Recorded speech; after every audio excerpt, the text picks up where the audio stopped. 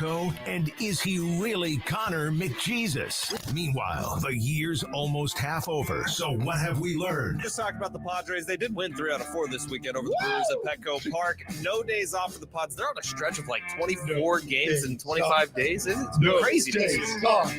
No days off. No days off. I think that's the iHeart mantra.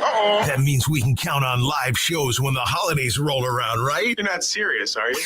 Keep track of all paraphernalia. Packed up an entire ice chest. Yeah. Filled with treats for us. Yeah. And it was put on the wrong cart. And then we could never find it again. No, somebody had an awesome day. Yeah, exactly. Somebody had an awesome day on Keg and Bottle. 10 locations around San Diego. Sorry, Tony. And science. Boiling water freezes much, much quicker than cold water. Is that real? I think we tried it in college and it made no difference. All you'd have to do is have both of them in your hand. One of them is not cold, the other one's boiling. Put them at the same time. Well, we tried to put a phone in the freezer to like videotape it, and it turns out the phone stops working before they freeze. That's Merced science class right there. Central California never disappoints. So now here are the guys. God bless America. God bless CJ. CJ Newton, our sound engineer, who will cobble together some of these show opens. And I'll tell you right, that was a masterclass, kids. If you want to figure out what to do with a bunch of knuckleheads who say a whole lot of nonsense for 3 hours every day to make them sound intelligible at all, call up CJ. By the way, whatever this bed music is works. Yeah, I kind of dig this kind too. of liking this. We're off to a good start, guys. It's only abruptly though. It's only been Damn it, CJ. 29 seconds, but we are really doing a great show so far. Let's try not to ruin it. Yeah! Woo! That's a jazzy little riff. Yeah. That's a tasty little lick. CJ, if you're listening, we need more time. We got to let this breathe. Yeah, we want to let that axe cry. And then it's gone. Yeah. Excellent. The end. Okay. Anyways, baseball. Baseball talk. Okay, actually. Yeah! Yeah. We get about 12 seconds, and then it's over. There is no excuse. That almost sounds like that could be a Padres season. Oh, God. Oh, God. Let us pray that's not the case. Yes. But it definitely, there is some bad news to dole out here. It's kind of a good news sandwich. We have one layer of bad news. We have good news. And then we have another layer of bad news. And we're going to create a good news sandwich using the bad news. So that's how you deliver bad news, right? Kinda. You build it up. Then here's the bad news. Can we start good? So we go good, bad, bad? No. You want to go bad, good, bad? I want to go bad, good, bad. Oh, bad, bad, good, bad. bad. Makes me Oh, sad. no, not good, bad, good. So I want to take a bite of this I was sandwich. confused. And I want like the jelly and peanut butter. I want the ham and cheese. I want the meatballs and sauce to be the middle part of this bad news sandwich. I want the bad news to be the bread, which is usually forgettable unless it's really bad bread. When we're about to find out how bad this bread is, let's start off here.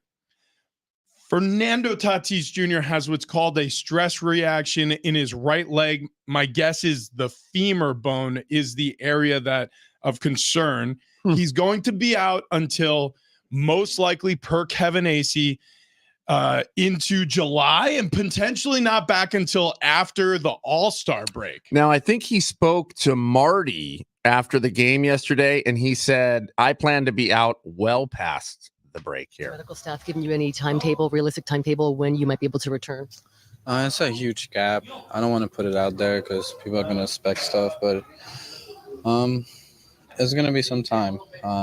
We know with the Rice stuff, we're trying to aim after the All-Star game, but we're talking about something serious in my bone in my right leg. So more than the 10 days on the IL, the original 10 days? Yeah. Let's just not fool ourselves, and everybody knows it's going to be more than 10 days. Hang on a second. Okay, can we replay that clip? Let me show you where Fernando should have stopped talking, and I'll shout to you, Ben, when you should hit the clip. Here How early on do you want me to start? Just from the very top, where Marty asks him the question about the timeline. Is medical staff giving you any timetable, realistic timetable when you might be able to return? It's a huge gap. I don't want to put it out there because Done. I don't want to put it out there. Yeah. No, he didn't stop there, though. No, he went But So this continued for 5 or 6 minutes, and you heard the second voice there. That was Bernie Wilson. And Bernie Wilson's never satisfied with an answer. He will just keep asking the same question over and over again, and he did to Fernando. And eventually it kind of got to the point where Bernie was talking about Fernando's rookie year, where he had the stress reaction in his back. And that was obviously a little more serious because it's your back, not your leg. But Fernando's like, yeah, I mean, there's not that whole lot of difference between the two. This one's probably less serious, but my rookie year, I missed the rest of the season. We don't have a timetable for Fernando this year. No. This could be lengthy. That is all right, bad news. Okay, that's the bad news bread. Yeah, that's the top part of the Sammy. all right. We'll get back to Okay, that. I okay. promise we'll get back to that Okay. because that's a biggie. That feels like the Kaiser roll top. It's Yeah, but puffed up. Yeah, but it has Yeah. mold on it. Yeah, but it's moldy. Right. It's Here- it's somehow stale and moldy at the same time. Here comes the good news. Okay. Here comes the good news. The Padres yesterday at Petco Park against the visiting Nationals did this.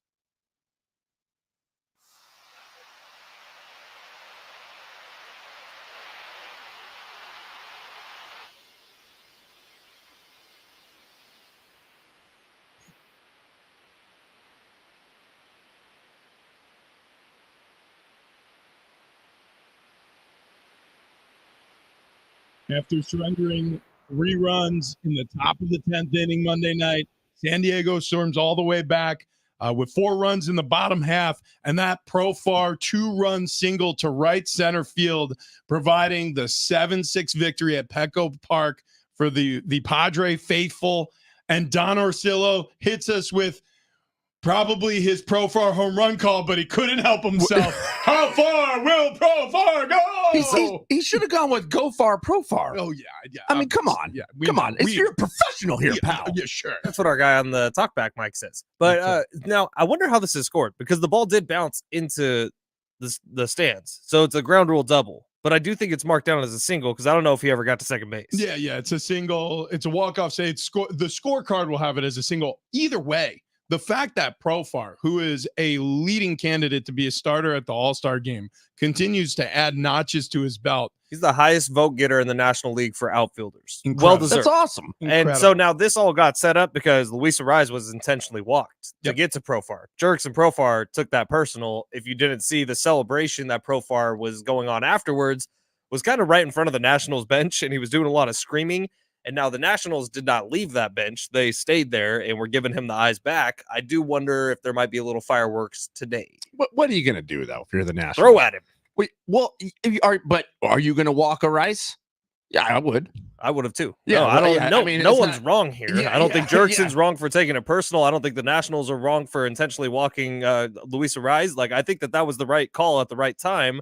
It just didn't work, and Right. Jerks and Profar took advantage of it. Sweet. No, it's cool. Yeah, So cool. Yeah. If you agree. want to add to this good news sandwich, I guess, is Profar ain't hurt. No, Profar ain't hurt, and it marked the second time in franchise history the Padres have come back from a deficit of at least 3 runs in extras. I mean, this was an important night for a team that has struggled to cobble together wins consistently, consecutively.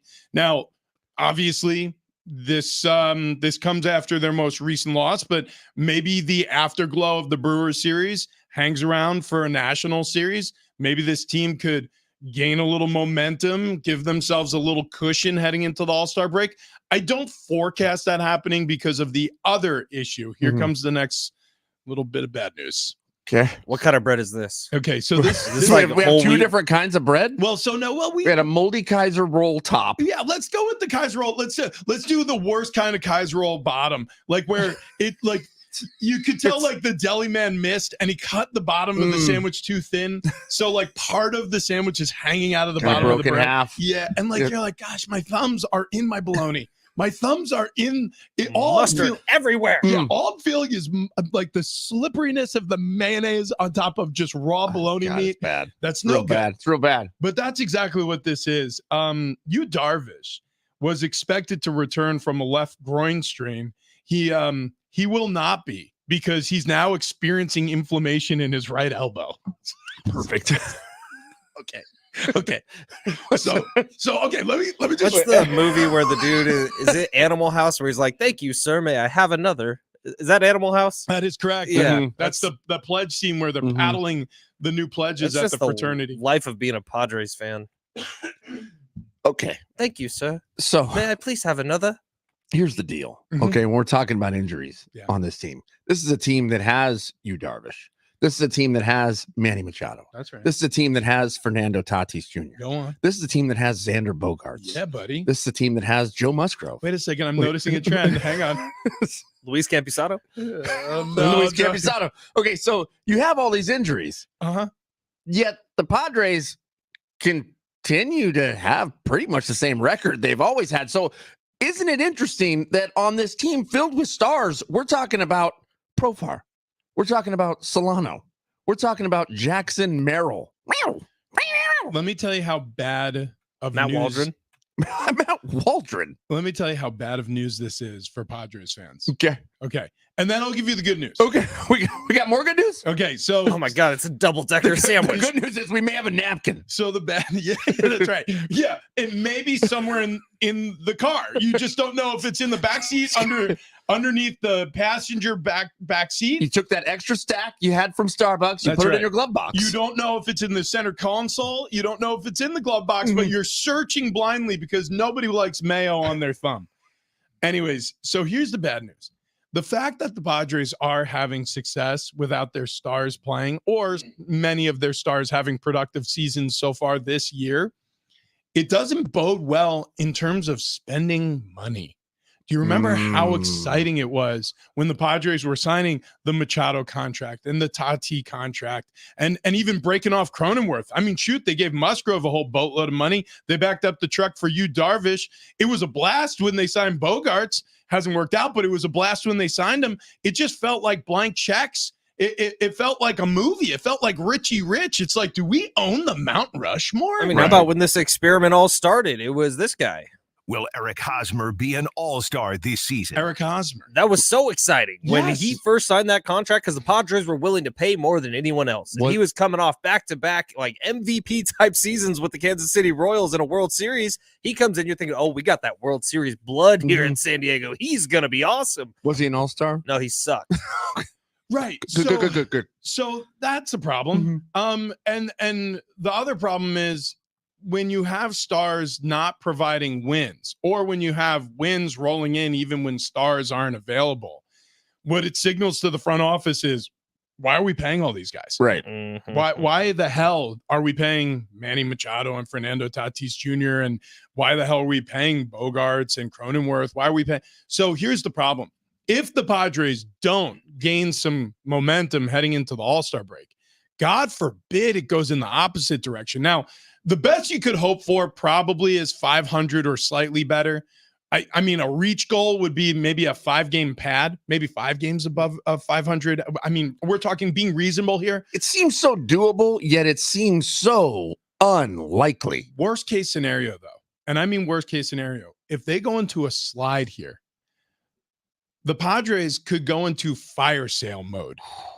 Like all of this fun we were having with Peter Seidler spending the money, the recognition he was giving back to San Diego for all of these fans' hard work, showing up and supporting the team and buying the jerseys and buying the TV packages and all the things. That all goes away if the Padres don't start providing some wins through the end of the month of June and into the month of July, because when that trade deadline comes up, I mean, this is how it always goes. Are you adding or are you subtracting? And if you're subtracting players, it means you're adding dollars back to your account because somebody else's problem in terms of the contract, the monies that are going towards these players. Now, Tati, he was having a pretty good season before the stress reaction in the right leg. These damaged goods, I get it, but is he untouchable? Manny Machado, he's getting older. He's coming off of a slumpy season last year. He hasn't been great this year. I thought this was supposed to be good news. Hang on.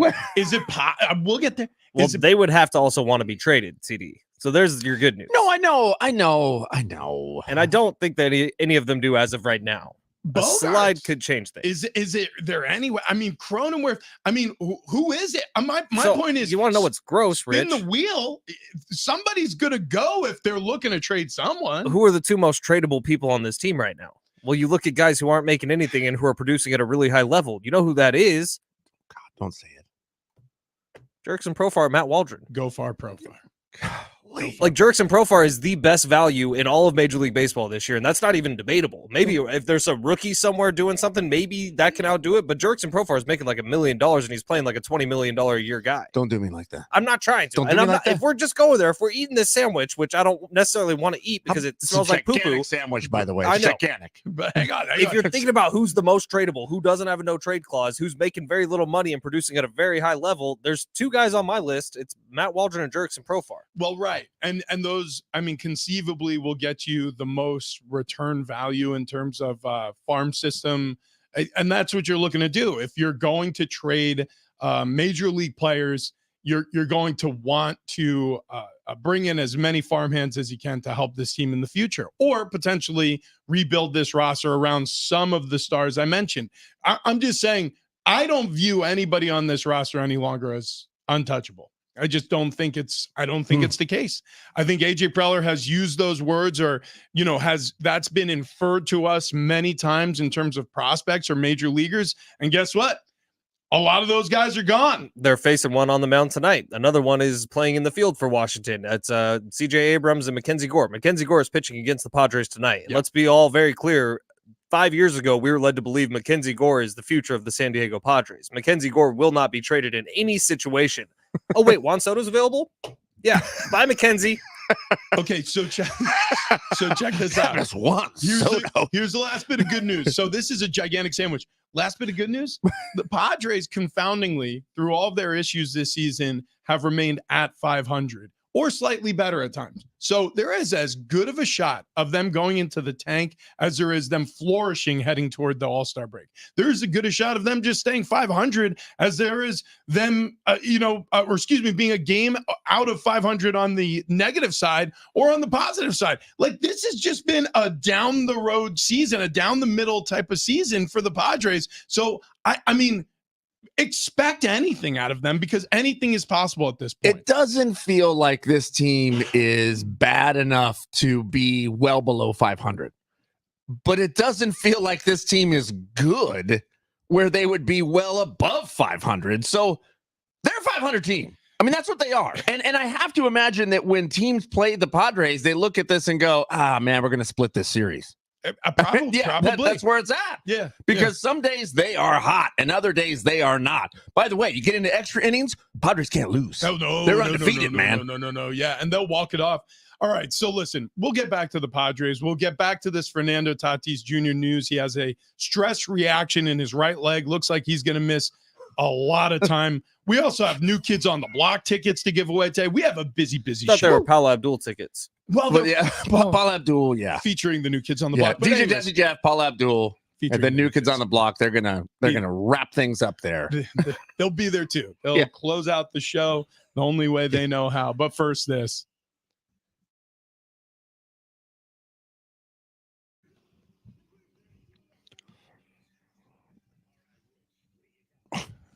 Padres highlights. A 7-6 victory yesterday in walk-off fashion in extras. Profar does go far. Unfortunately, Fernando Tatis Jr. will miss time with that right leg injury. Yu Darvish will miss more time with now what's being called right elbow inflammation. And if you're curious, does he throw with his right arm? The answer is yes. Moving on to hockey. The Florida Panthers won their first Stanley Cup in franchise history with a 2-1 Game 7 win over Edmonton, the Oilers, last night on a thrilling conclusion to the playoff series. Winger Sam Reinhart's second period goal proved to be the game winner. You also have Bobrovsky in goal, 23 saves. He was standing on his head out there at times. We haven't seen a postseason or a team avoid a postseason collapse like this in 82 years. Actually, there was a collapse 82 years ago when the Toronto Maple Leafs were able to come back from a 3-0 deficit and win the Cup. So history was not made on that side of the docket, but it was made on the Panthers side because they won their first franchise Cup. Now, this is a team. They couldn't fill their barn when they first started as a franchise. Nobody cared about this team in Florida. I mean, nobody. Mm-hmm. If you have been paying attention to this series at all, it's been a lot of conversation about how this team would be like arguably one of the footnotes in history is being like one of the biggest meltdowns we've ever seen if they do in fact lose Game 7. But they stave that off, and now to the victors go the spoils. I mean, this is an exciting time to be a hockey fan in Florida. Yeah, you know what? So we all watched the game last night collectively, and we were live texting each other. I guess on the group text. On the group text, They did that hockey. Yeah, we did all that hockey. It was pretty exciting. Yeah. The build up to the game was phenomenal. The highlight reels, all of the hype videos they put together. That little video they had of the Stanley Cup and the guy with the white gloves. It was just a 2-minute piece that I thought, my God, this is the greatest piece of furniture. I don't know what you want to call it, ever made. The dude with the white gloves seems like he's very, very into the Stanley Cup. Oh yeah, big time. He rubs that thing down. Also, when it was the behind shot of him walking and just him speaking, I thought it was Bobby the Brain Heenan from WWE. Yeah, I was like, he turns heel and just knocks someone over the head with the cup. He's like, and guess what? More Stanley Cup is coming with me, brother. And there was like 2 minutes left in the game. They went to the shot of him washing it because he was about to etch it, right? Or it was about to get etched. Yeah. And so he's washing the area and he's looking at the Stanley Cup with these like really lustful eyes. And I'm like, this dude cares way too much about this Stanley Cup. Listen, he spends a lot of time with that that's cup. right. What's he going to do right. with that cup? I think he has it 11 months out of the year. Technically, he could do whatever he wants with the cup. Right. We It's correct. don't know. We have no control. He puts gloves on. You never know if he touched it. Now, I do appreciate about hockey is the MVP of the playoffs is the MVP of the playoffs. Yes. It's not just the final series. Right. And so Connor McDavid, who had this historic run and he was incredible for the Oilers, he does win the MVP. Yeah. If you're Connor McDavid, do you look at that and be like, man, why? Like, is that weird for I a don't know. competitor to be on the losing side, but you get the personal accolades? What I liked best about it is it was a name I could say. Yeah. Not Roblowski, like a South Park character. Roblowski? Yeah. Roblowski. You can't say that name, by Because the that way. dude could have been MVP also. He was Right. incredible. Well, Dude, it was nuts. no, if you watch the He series, was incredible in that game. Yeah, right, If you right, watch right. the series, there were some real bad ones Right, too. but if this was the NBA or Major League Baseball, like where the MVP goes to the person who had the biggest impact in the game, Yeah. it would have been him. Conn Smythe is the playoffs MVP. I love the way hockey does that, by the way, because I think it's a better award. I think it's more meaningful. Connor McDavid for the Oilers, obviously the best player in hockey right now, had a really low-key night. He did not put a lot of shots on net. They doubled him. If you were watching at period intermissions, they were showing how they were shrinking the ice on him. He was rarely guarded by less than 2 Florida Panthers. So the Cats get their first win in franchise history. And that's about all the hockey I can tolerate. They did that hockey. Did you see the Stanley Cup that the Oilers, Edmonton fans made in Edmonton? No, he did not. It was 100% made of marijuana cigarettes. Okay. Yeah. Wow. was- Well, Damn, listen, Canada does that hockey. It was like 4 feet tall. I'll tell you right now, there's a lot of ways to celebrate. And there's a lot of ways to drown your sorrows.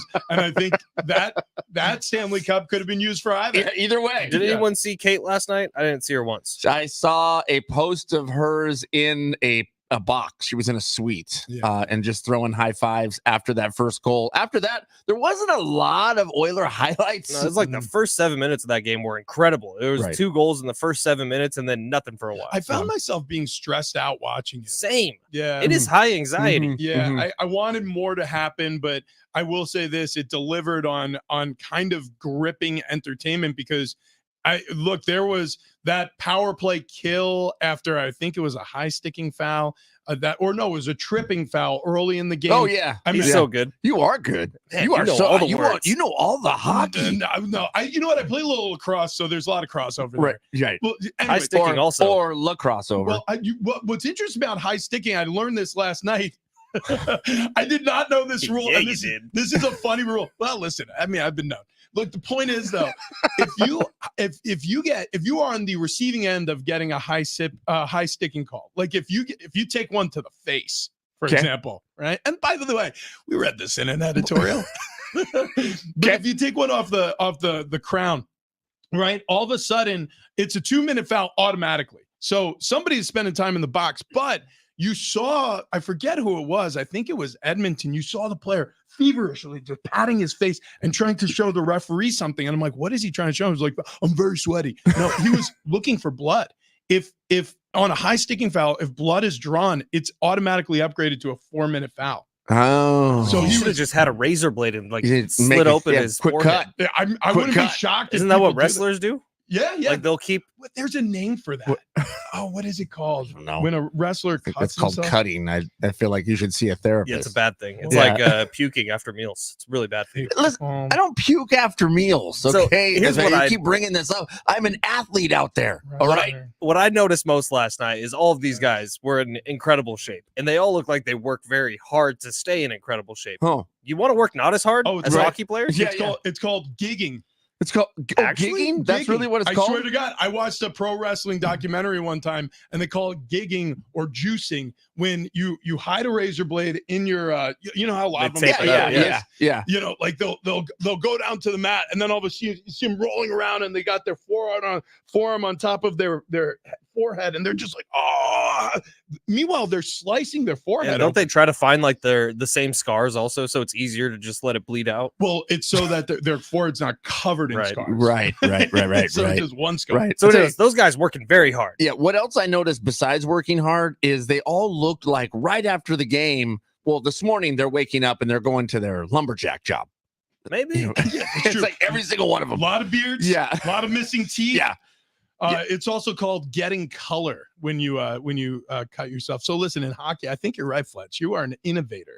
They should start doing this. Speaking of which, you're getting a lot of color these days, keeping your shirt off. He's been trying. I've been trying to do this ad read for 4 minutes. You got your shirt off. You're in the sun. You know what we haven't had? What's that? Like a gigantic 7-layer sandwich of bad, good, bad, good, bad, bad, good, bad, bad, good, bad, bad, good. And you want to know the reason why? Because when I'm celebrating a Stanley Cup, no, I'm kidding. Okay, Fletch, go ahead. We good? You look good, Okay, pal. thank Yeah, you. you look good. SDFatLoss.com is the point of all of this nonsense. SDFatLoss.com is where you need to go. No exercise required. That's really all I was trying to say. Hockey players exercise a lot. We didn't exercise at all. We look like hockey players. So get on over to SDFatLoss.com today. Wow. When you tell them the Big Rich CD and Fletch sent you, you are going to save $200 on the program. You're going to save some money. You're going to lose a ton of weight if you follow the roadmap for the first 2 months on SDFatLoss.com. And you are really going to change your life. You're going to change it for you and your family. You're going to be healthier. You're going to sleep better. You're going to look a lot better, just like the three of us. So get on over to SDFatLoss.com today. Sign up with the free consultation. Save $200 when you sign up for the program, and then start losing weight really in a very fast way. All of us down over 35 pounds within the first 2 months. You can do that too. Coming up next, more sandwich talk. That's we're gonna get into Bad it. news, good news, bad news, bad news, bad news, bad news, bad news. Padres, yeah.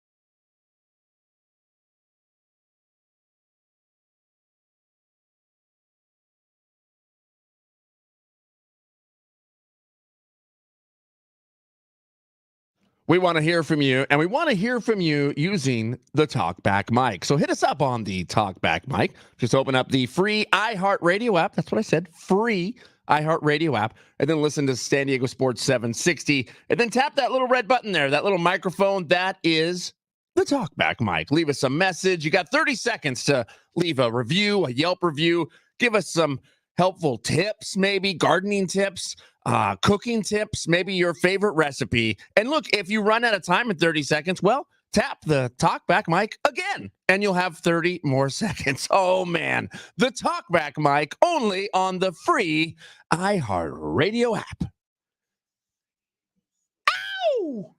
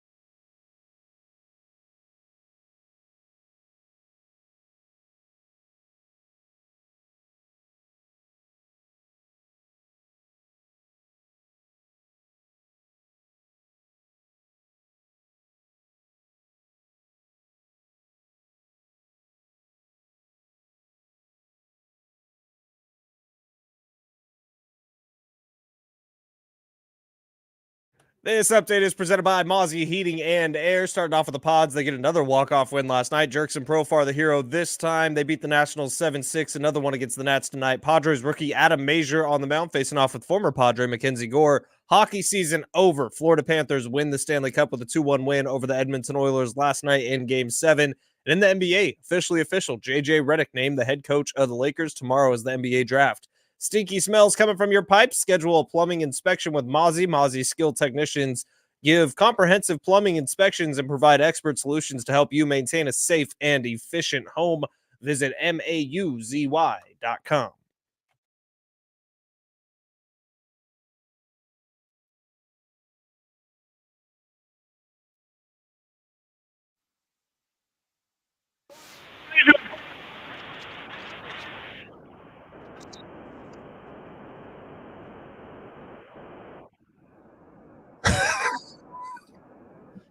That's Yeah. Poway Tim. Mm-hmm. Poway Tim, he gave you a dozen balls? He gave me a dozen balls. I lost Fine. every I didn't get any balls, single Tim. one of them. So Poway Tim lives on the 15th hole of the Links of the Lake House San Marcos. He certainly does. And so he came out there as we were teeing off, and I think we said, "Damn, 4!" on two different drives of the first hole because they went into his backyard. Yeah, I walked up to the fence, I had a little chat with him after he visited us on air earlier. He was like, yeah, I had to come back to my backyard to see you guys tee off because you were teeing off on the hole I live on. I was like, dude, this is awesome. He goes, hey, do you want some balls? I'm like, if you're offering, I'll take them. He was like, yeah, about 10 of them drop in my yard a day. So we weren't the only ones, by the way. Well, he lives like probably 280 yards down the right fairway Right. of a hole, Right, where right. everyone's hitting driver. Yeah, there was no chance any of our balls were going there, though. They went everywhere else.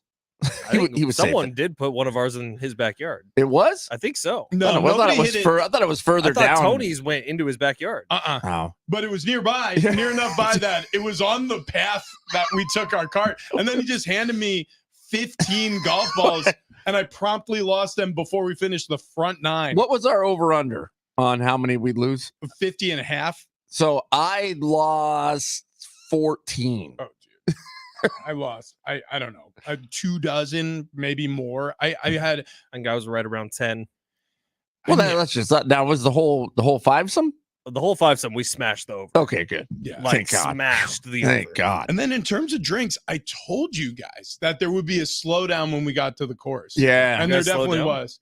There was definitely a slowdown. Without a doubt, there was a slowdown. I emptied at least 5 cans out of my cart that were empty. I opened 5. I don't know if I finished 5, but I can tell you this: the Jello shots that got passed around were unexpected. Do they count as a Yeah. drink? Because I definitely had 3 or 4 of those. I had 4. I think you have to count them. So yeah, if you include the Jello shots, we definitely hit the over there as well. And then what was the other thing we were guessing, or we put Under par. Holes under par. We Ooh, said yeah. 6. We got 3 holes under par and 1 over. So we finished the round 2 under. No, we set the line way higher than that. Yeah, we set it at 6. No, we set it at 13. Oh, Jesus. Why? and we I did? took the over. And so you guys are 100% right. I was really. Mine was third. What were we thinking? Well, also, I was putting a tremendous amount of faith in Shelley Brown and Tony Concha. Well, they carried us as much as they could. Well, yeah, they and I also think that we lowered their abilities. Like, I feel like right. Yeah, they them- played down. them being on the course with us had a negative effect, a Mhm. net negative effect. God, I want to play again. You guys want to go out tomorrow? No, What? Tomorrow I'm busy. yeah, absolutely. We were supposed to go line dancing last night. I forgot. No, I got a text from Country Dance Chris with a K, and she's like, "You guys gonna be here?" I'm like, "Oh, where?" it was at BNS, right? Yeah, the brewery. yeah. That is a great spot. Yeah, so I apologize. We'll have to make that up. They also do another time. cornhole there. So maybe if we don't want to line dance there, we can play But hey, cornhole. man, Oh, well, I love to line dance. We learned how, and didn't you see the video? That we're went good at it. We are very So good. good. All the comments, people were like, "Look at the passion, look at the That's spirit." right. Yeah, Country Dance Chris with a K. Get out of the way. Let these guys cook. Really quick. So the Cowboys head coach Mike McCarthy reportedly is beginning to get fed up with the owner Jerry Jones out there in Dallas country. That's per Tyler Dunn. I believe he works with golongtd.com. So it's his own website. Sounds like I did that. It's not Travis Dale. Okay. I think it's answered Tyler Dunn. Oh. Interesting. I thought it But was so touchdown. could be TD touchdown. Travis Dale, Tyler Dunn. Sports. Yeah. Listen, Adjacent. Sports adjacency. I don't know how to put this, but hey, Mike, what did you think was going to happen going to a team where the owner literally speaks to the media twice a week, regardless of the season? So the direct quote from the article from Tyler Dunn's piece says, McCarthy's doing the best he can. Some of the people I've talked to said he's getting fed up with everything a little bit. Okay, look, first of all, he did not get that from Jerry or his son or anybody close to Jerry. He probably got that from an assistant coach he knows, or maybe somebody's agent who represents a coach in the building. I could see Mike McCarthy getting fed up because Jerry Jones is a really tough guy to work with. Yeah, definitely. But we talked about foreshadowing with Manny Machado and his elbow last week. I think it was last week. I don't know. This again feels like foreshadowing to me of, you already know this isn't going to work this season. Let's go ahead and throw it out there that there's turmoil right at the start. I mean, well before the season. So when it does fall apart, well, listen, You know what? we were going through the big D. I don't mean Dallas. The one thing I could tell you would make me fed up is if I'm a head coach in the National Football League and I'm on a lame duck contract. Yeah. Yeah. So the fact that Mike McCarthy isn't under contract past 2024 I would say is probably the biggest gripe. So on the list of headlines I expected to see, I didn't necessarily expect to see it, but am I shocked by any of this information? Like, absolutely not. Right. Absolutely not. Okay, coming up next, talk a little MMA here. When an octagon doesn't get you a ring, that's next.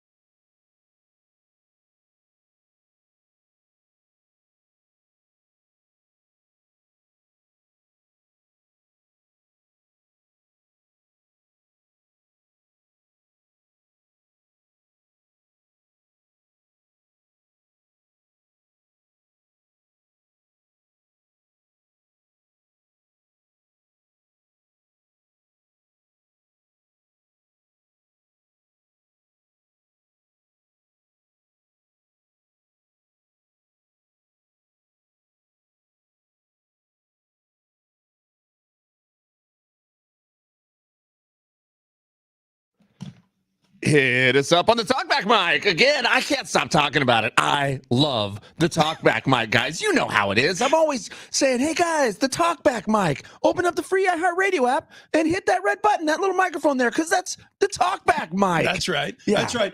I mean, incessantly, I would say, TD is kicking indoors here in the building and going, hey, have you used the talkback mic today? Yeah. Just letting you know, it's that little microphone button next to the play button on the free iHeartRadio app. That's right. And then he'll slam a door shut, and everybody will be like, was he invited to this meeting? Right. And then everybody's phone goes bing, bing, bing, bing, bing, bing, because they just got a message from the Talkback Mike.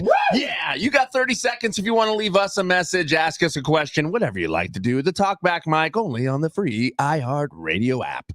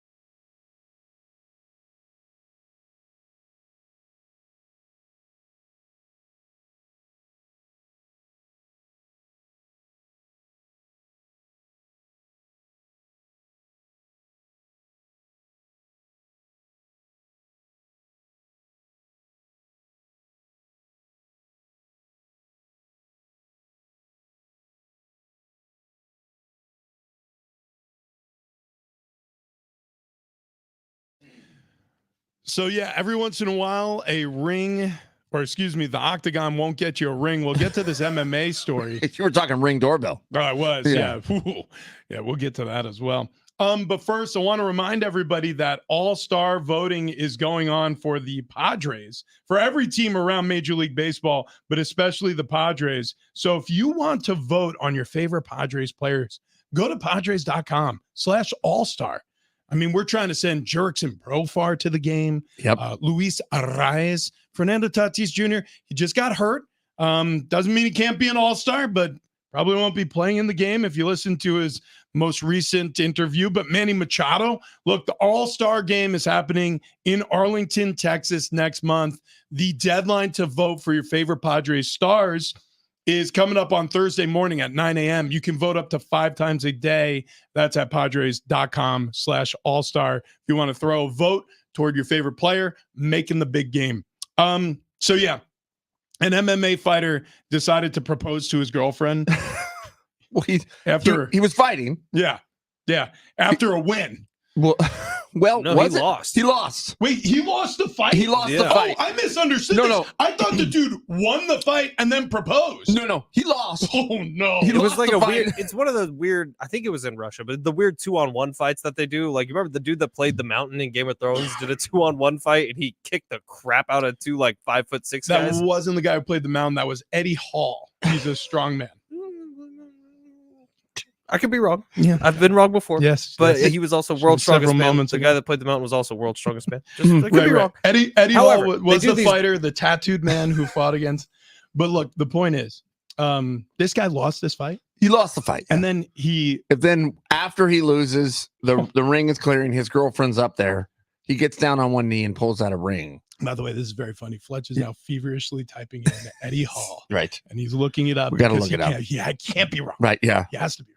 Let's see the results of this. Hang on. Let's hear it. Did you guys multiple see? different people played the Mountain? Did you see the video of the Multiple proposal?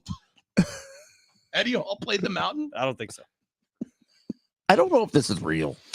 Yeah, this seems like feels it's WWE. Yeah, well, because her reaction just seems so canned to me. Like, I mean, if we're watching the video right now, she already looks disappointed before he's going down on one knee. Oh, yeah. She puts her hand up at her brow. Oh, my God, I can't believe this is happening. He's pulling out a ring. He holds it up. They hand her the mic, and she says, I can't. Yeah, I don't think I buy it. Either that, or she honestly did not know what to do with herself in that moment. Like, can you imagine if a dude, look, no offense, but with bright red / pink hair after getting his ass kicked in an octagon, got on a knee and was like, for the rest of my life, I betrothed myself to you. Sherry, or I don't know, the Russian version of Sherry, will you marry me? I think she should say yes if he's willing to ask. With those bangs she has, my God, Yeah, well, that's a bad cut. That is, Yeah, that's a choice. Unfortunate. That is a choice.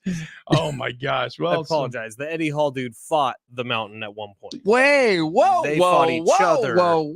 And then there was the 2v1 matchup, the viral one. Which was what? What? Well, who fought in that one? Eddie Hall. I know you did. I know.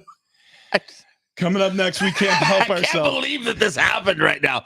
That you researched the information, you found that Rich was correct in this instance, and you just went with it. Yeah, you didn't continue to do more research. Sometimes there is more. Because you feel like that can't be right still, even though the interweb is telling me it is. No, whatever. Mark the day. Mark the tape. Oh my God. Yeah. By the way, sales guy Bob, it's his birthday today. Bob Coots? Bob Coots. Get your ass in here, Yeah, Bob. that's what I'm saying.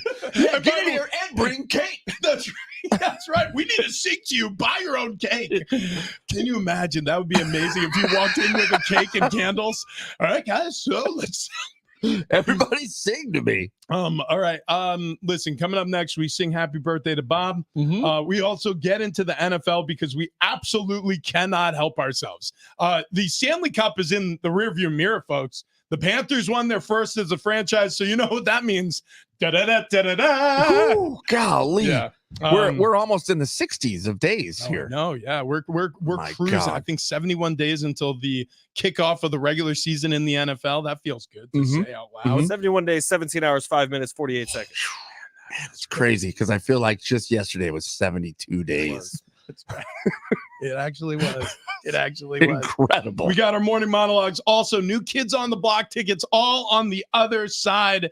That's what's next. Big Rich, TD, and Fletch.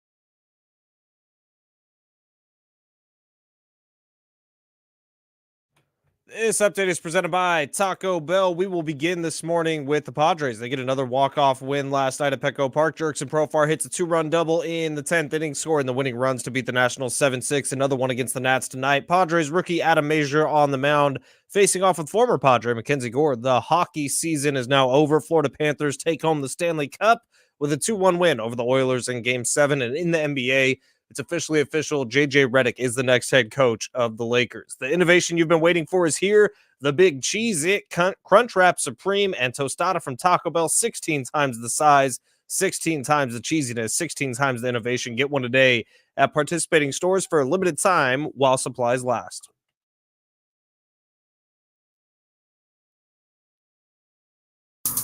It's Big Rich, TD, and Fletch on San Diego Sports 760. How did Game 1 go versus the Nats at Petco? And is he really Connor McJesus? Meanwhile, the year's almost half over. So what have we learned? Just talking about the Padres. They did win 3 out of 4 this weekend over the Brewers at Petco Park. No days off for the Pods. They're on a stretch of like 24 games in 25 days. It's crazy. No days off. No days off. No days off. I think that's the iHeart mantra. That means we can count on live shows when the holidays roll around, right? You're not serious, are you? Keep track of all paraphernalia. Packed up an entire ice chest Yeah.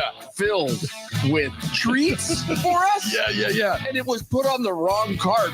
And then we could never find it again. No, So Somebody had an awesome day. Yeah, exactly. Somebody had an awesome day on Keg and Bottle. 10 locations around San Diego. Sorry, Tony.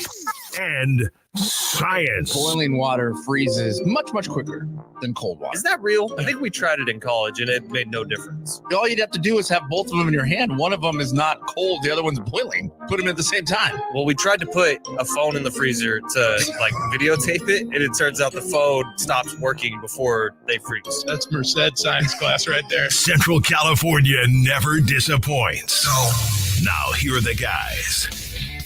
Welcome in, Big Rich, TD, and Fletch. Happy Tuesday to those who celebrate. We'll get back to the Stanley Cup. We'll get back to the Padres and their good news, bad news sandwich, the double-decker from hell.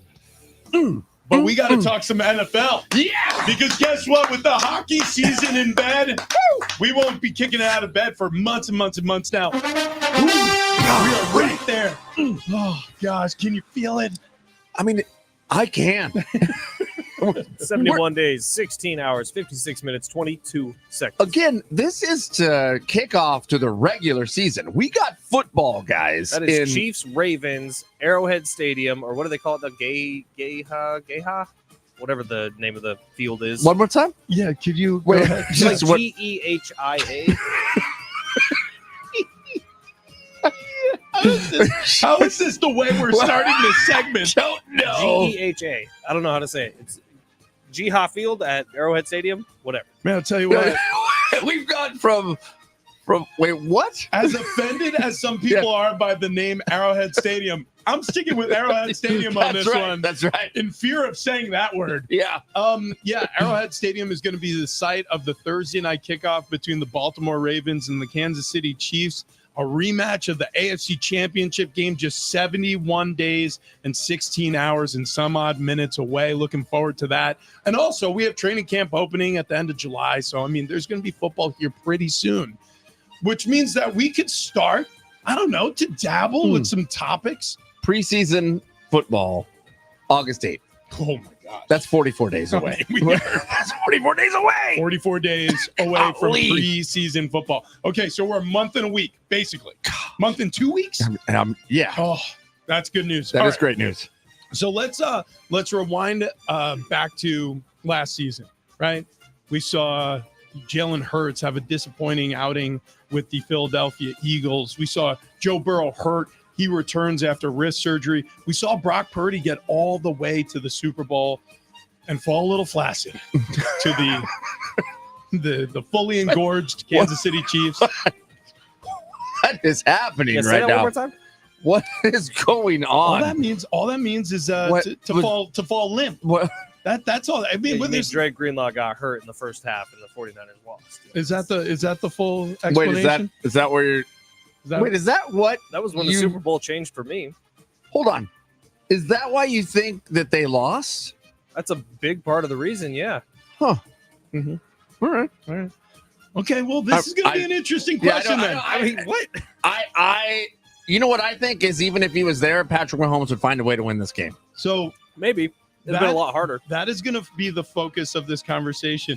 Fletch, you seem very trite. You seem Because you're a little of on course edge. you put Brock Purdy in this situation with two of the other best two quarterbacks in the league. What are you talking about? He couldn't be in the Gardner Minshew, Sam Darnold category. No, he had to be with Joe Burrow and Jalen Hurts. Like, what the fuck do you want me to do, bro? Wait, did you just cuss? Except Frick. Oh, okay. We're gonna play a little game called start 1 year, start 5 year, or cut from your roster. Think of it this way: it's like F, marry, kill with quarterbacks. Right. Okay. Right. So you NFL version. So you only get your quarterback for 1 year. You get him for 5 years, or you have to cut him, and you have to do one of the three of them with each of the three names I'm going to read right now. After we do start 1 year, start 5 years, cut from your roster, are we going to do F, marry, kill with the same individuals? Yes. Okay. Really quick. Okay, Thank God. let's get this started. Among these quarterback names, which one do you want to start for a year? Which one do you want to start for 5 years? Which one do you want to cut? Brock Purdy, Jalen Hurts, Joe Burrow. Okay, so we'll start with you, TD. Okay. I'm going to start with cut from my roster. See you later, Jalen Hurts. Okay. Done. Now it gets a little tricky, okay? Because I don't know if I still fully trust Brock Purdy to be the guy for 5 years. However, Joe Burrow, the guy keeps getting hurt.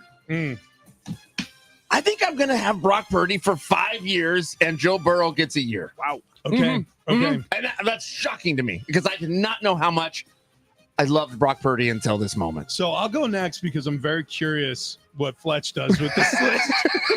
You would think it'd be the same as TD, right? It's not. Wow. The reason why I chose these three quarterbacks because all three of them are Super Bowl losers at the hands of the Kansas City Chiefs. Wow. Okay, so you have Brock Purdy, Jalen Hurts, and Joe Burrow.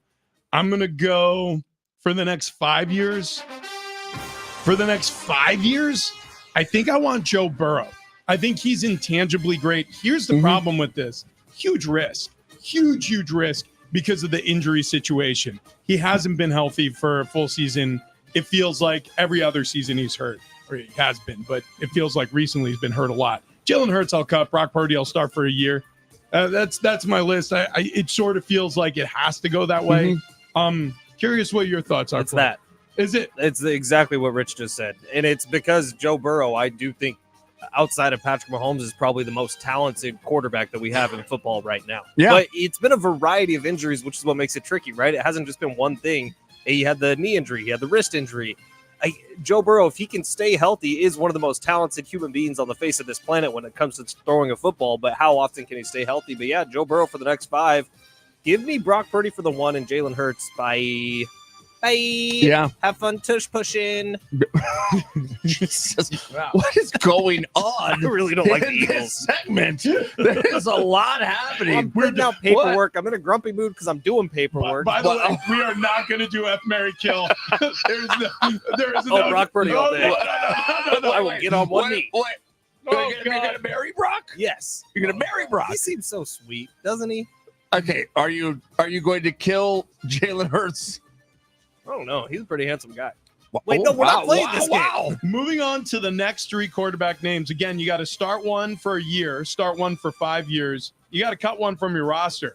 Aaron Rodgers, Kirk Cousins, Kyler Murray. This list feels easy to me. Okay.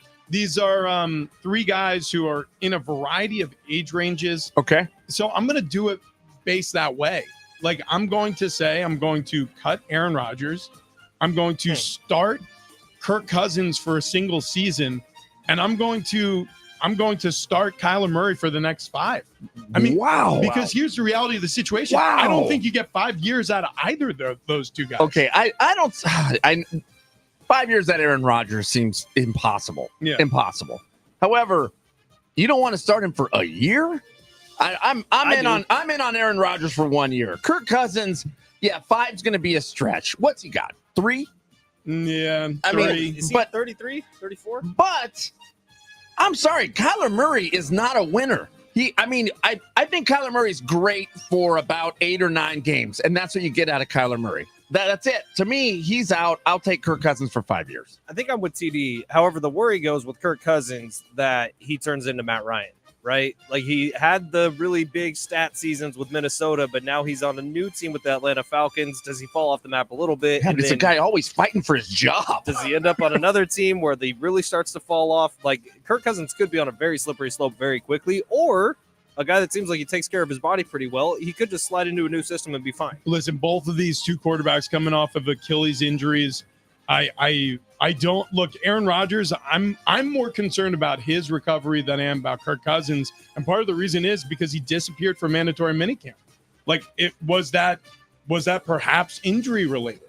I mean, we don't know. We don't know. We saw that one video where the trainer was like working on a blister or something when Aaron Rodgers was off to the side, and then he had a couple, and then we haven't seen him since. Yeah, this is all very, very weird. So, anyways, yeah, I'll take Kyler Murray for 5 years just because of youth, just because of athleticism. Now he's had an injury history too. Obviously, the ACL tear recently.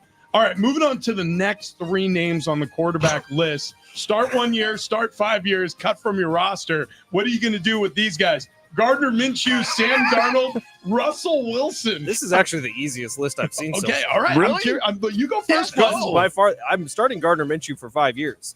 My team might not be that competitive, but it's going to be fun to watch because Gardner Minshew, he's going to throw a lot of interceptions. But you look at the Indianapolis Colts last year, Gardner Minshew played some really good football, and I'm excited to see what he looks like on the Raiders. Sam Darnold by Russell Wilson, give me 1 year just to see if we can recapture some of that magic. Have you seen Sam Darnold's arm? It's the Greatest since best. Joe Montana. Yeah.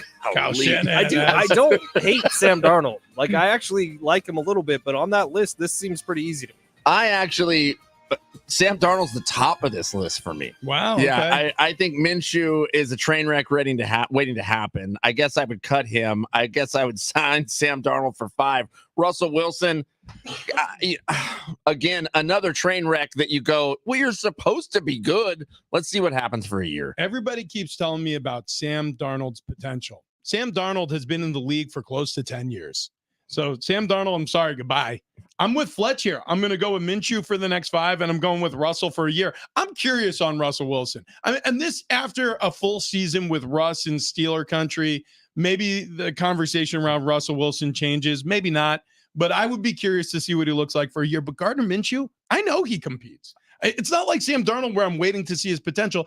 I know Gardner Minshew is at best a middle-tier quarterback. But like you said, Fletch, and I do agree with this, I think when you know what you have, when it's a known commodity at quarterback, you can sort of build a team around him, hide some things. I mean, like the Tennessee Titans did with a really good run game with Ryan Tannehill at quarterback.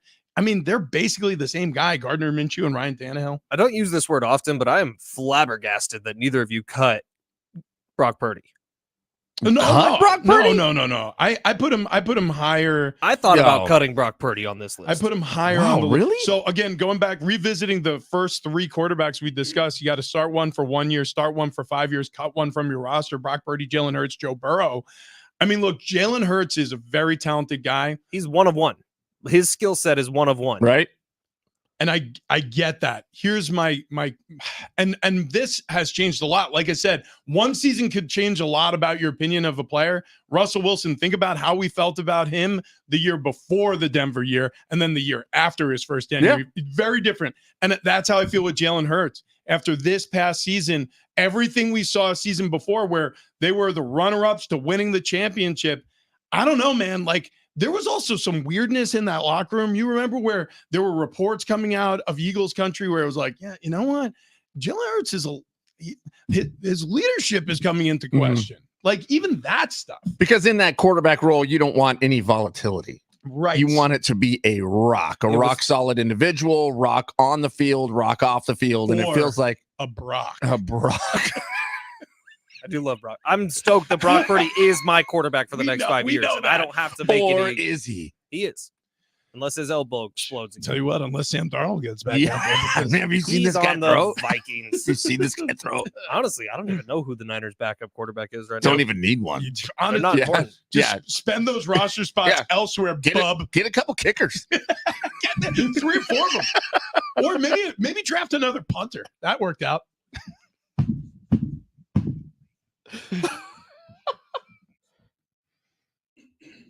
Oh my gosh, the morning monologue, we do it every single day. Fletch is in a mood, and I love when he's a little surly. Yeah, I'm there. We gotta lean into this. Well, it's weird that I Are you have to gonna do. make Mai Tais? I'm doing all this work right now for not this show, but whatever. Okay, Yeah, let's just get to this. we know. So who's the guy in NSYNC? Not Justin Timberlake, the other guy. Joey Fat The One. other guy. Lance Bass. The other guy. Kirkpatrick, is that his name? Patrick. Kirkpatrick. Is it Chris Kirkpatrick? I don't know his name. I've shot all my NSYNC bullets. Yeah, I know. Chris Kirkpatrick. Is that him? Christopher Allen Kirkpatrick, American singer, songwriter. Yeah, you got it. NSYNC, Chris Kirkpatrick, right? So Justin Timberlake got in all this hot water. It's the Sam Darnold of NSYNC. Kind of. But Justin Timberlake got in all this trouble last week, right? Because of the DUI. Now, apparently there was some shadiness from one of the hotel employees who literally tattled on him when this was happening. Yeah. Do you guys see what Chris Kirkpatrick is up to? No. What is he doing? Yeah, nobody else has either, because he is playing NSYNC cover songs at malls around America. Yes. With like 3 other dudes who aren't anything, and there's a total fan base of like 20 people. Nobody even knew it was him. Used to be in one of the most popular bands in the world. He's singing cover songs of his own band. Nobody knows it's him. They think he's an NSYNC cover band. I feel so bad for this guy. No, that guy. There's no way. All right, so I'm on his Instagram account right now. Chris Kirkpatrick has close to 300,000 followers. I saw a video of him yesterday playing at a mall. There was about 20 people in front of him. Somebody said, "Holy crap, is that Chris Kirkpatrick?" I'll tell Man, you. if I start typing Chris Kirkpatrick into Google, the first thing is mall. Oh no. What? Okay, this might be true. Hmm. Listen, it's tough, man. When you are famous and broke, which I'm not saying he is, because I don't know Chris Kirkpatrick's investment portfolio. Maybe the guy's doing very well and he just loves singing so much he's finding any mall who will allow him to do it. And this one happens to be in Bethesda, Maryland. That's correct. Yeah, Oh, Lord. Bethesda. But it's a whole thing called Pop 2000 Tour. Okay. So So he's playing at malls in the middle of the day. That's when the kids are out, man. It's 3 p.m. the middle of the day near a Nordstrom's. I saw that video yesterday. I felt so bad for him, and I feel like there's a chance Justin Timberlake really has screwed over everybody he's met in his life. Oh, Well, come on. whoa, Okay. When he went solo, he left those dudes in the dust. Well, I mean, Camilla Cabello. I Are you talking about Fifth Harmony ever? I don't know what that is. Fifth I know Harmony, who she is. Fifth Harmony was the group she was in. Okay, Camilla Cabello leaves. Fifth Harmony still performs as Fifth Harmony, and there's only 4 of them. well, maybe Fourth Harmony was already trademarked or something. Would Beyonce not be the better example? Destiny's Child. Because she left them. Well, I guess. Yeah, but Beyonce te- left and she still sucks. technically, No, there Beyonce is one of the most popular human beings to ever exist. she TD. she may have been Destiny's Child after all. There can only be one. They didn't pluralize it. Maybe that was, I don't know, a little Yeah, it wasn't foreshadowing. Destiny's Children. Yeah, that's right. That wasn't. That actually sounds like a great midday soap opera, Destiny's Children, on the next episode. So Kelly Ripa can star in after she leaves the morning show. Morning gig she's monologue. got. Done. I'm Who's gonna next? say that matched your attitude today. Wow. You went so you came in hot, you're surly, and you just flat out attack Justin Timberlake. Right. You're kicking a man Yeah. when he's down. Right. The guy's got bloodshot eyes. Yeah, things are happening. All right. I also think that hotel employee is kind of a jerk. Call him an Uber. Yeah. We talked about that yesterday. He should have really. I mean, what are we doing? Don't call the cops. Call the guy a car service. I don't know. Anyways, Maybe he tried. Maybe he refused. that could have been. Who knows? Here's what I'll say for my morning monologue. It's Padres related. Look, this is what I'll say about this season so far. Hold on, man. If you are a Padres fan, I'm praying for this season to take a turn for the better. But hold on to the fun while we still have it, because there is this feeling, and I know every Padres fan has felt that at a different point, but there's this feeling like the other shoe's about to drop in a big way. Like that game last night was really exciting. And it's exciting for multiple reasons. One, Jurickson Profar has been brilliant this season. He is an all-star. He's a shoo-in for the all-star game. Let's hope that he becomes a starter. And again, you could vote at Padres.com/all-star up to 5 times a day until the deadline at 9 a.m. If you want to vote for your favorite Padre player to make the all-star game, Machado, Jurickson Profar, Luis Arraez, etc. So yeah, again, that's Padres.com/all-star to vote for your favorite Padre. But what I'll say about this Padres team is I'm worried. Mm-hmm. The news about Darvish, the injury to his elbow now, inflammation. Let's call it inflammation to his elbow. Not necessarily an injury, but it's going to lead to more time on the IL. The injury, the stress reaction in Fernando Tatis Jr.'s leg. Bogarts goes down with his situation. It feels like the other shoe's going to drop. So all this excitement that we have to hold on to right now, I am so worried about what the next month is going to look like, because I'm also worried, are we going to end up being sellers at the deadline? Mm-hmm. Is this when the good times officially stop for the Padres in this window, and then it reopens later when they sort of reorganize the chair? Are we doing that right now? Are we reorganizing the deck chairs on the Titanic as it goes down? Right, You know, right. that's what I'm worried. I'm worried. So my morning monologue is a sense of caution. And also a sense of like, enjoy the moment while it's here, because we're still in playoff contention. This team is a 500 baseball team. There's still some optimism they could be better than that, but it's tenuous. Yeah, and the baseball season is a very long and windy road. And when you start having injuries stack up like this, it makes that road a very rocky road to get there as well. So it's going to be tough. And with that, Rocky Road ice cream. Mm-hmm. Rocky Road ice cream. You know what? I'm not in on Rocky Road. Like I like the way it tastes, but I don't like to chew my ice cream. I want it to be silky smooth. You say that, but then I think about cookie dough ice cream and how much I love cookie dough. Do you love cookie dough ice cream? I really enjoy myself some. I like chocolate chip ice cream, which apparently is going out. Only old people like it. You know what I love? I guess we're all mint dying. chocolate chip. Mint chocolate chip? It is a 10 out of 10. I like mint chocolate chip, but I'm telling you, Thrifty's standard chocolate chip ice cream. You just said you don't like to chew your ice cream. But you don't have to chew them. They're tiny little flakes of chocolate pieces. I haven't had. That's why you Thrifties. throw up so much. You don't chew your food. What? It's probably what Just it is. swallow everything whole. Got an upset. So you're like a monitor lizard. You're like a Komodo dragon. I want to be a tegu, a black and white tegu. And that brings us to TD's morning monologue. It's all about lizards. The Chiefs field? Tegu? No, that was something completely different. If you can give us the pronunciation of that one more time. I believe it's Geha Field. Geha. Okay. I don't know that, but okay. I don't know. I don't know either. What the hell? What I do know is do when you call Arrowhead. I'm typing this in. When people start to get excited about something, let's say there's a new chicken sandwich and somebody says it's good. Right. And then you start seeing it all around the internet about how good it is. And then you go, I don't know, this chicken sandwich must be good. I should go have one. And maybe you go have the chicken sandwich and you go, yeah, I guess I liked it. I guess it was good. And people ask about it and you go, yeah, that's good, I guess. Game of Thrones. Okay. I liked Game of Thrones. I liked most of Game of Thrones, but I didn't really understand what was happening a lot of the time. And then yesterday, my wife is out of town. I turn on House of Dragons. I watched the first episode, about half of it, and then I turned it off because how the hell do you remember all the names of these people? I mean, I'm completely lost by it. I'm out. I don't think people really like this. I think they just like it. The end. That's what you think? Yes.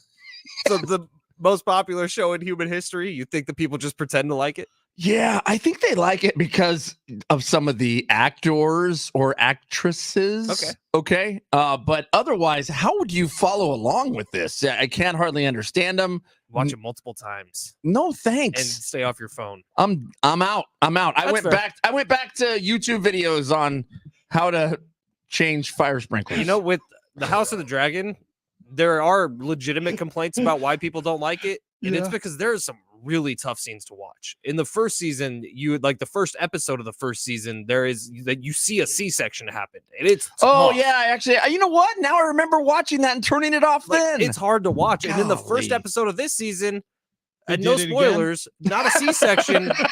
Like the baby was already out. Uh-huh.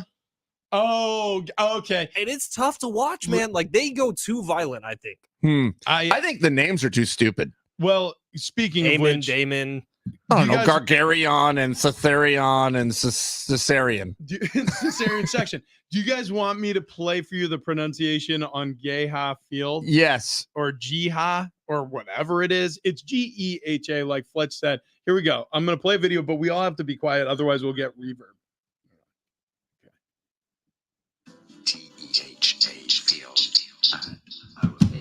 Geha Field at Arrowhead. Wait, Oh, so you don't it's even not a pronounce word? it. It's not a word. So just GEHA. It's probably an just- insurance company or something. It's something like that. Maybe. I don't know. Now I have to figure out what even Geha is. But I think it switched over 2 years ago, I believe, because it used to just be Arrowhead Stadium. That's where the Chiefs play.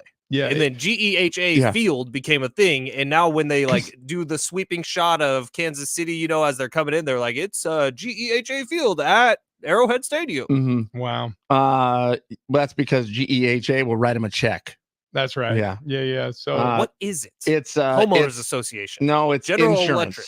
It's dental insurance, dental and medical insurance. okay, very good. Very Mhm. good. So GEHA Field at Arrowhead Stadium. Hashtag get a better name. Government Employees Health I Association. love it.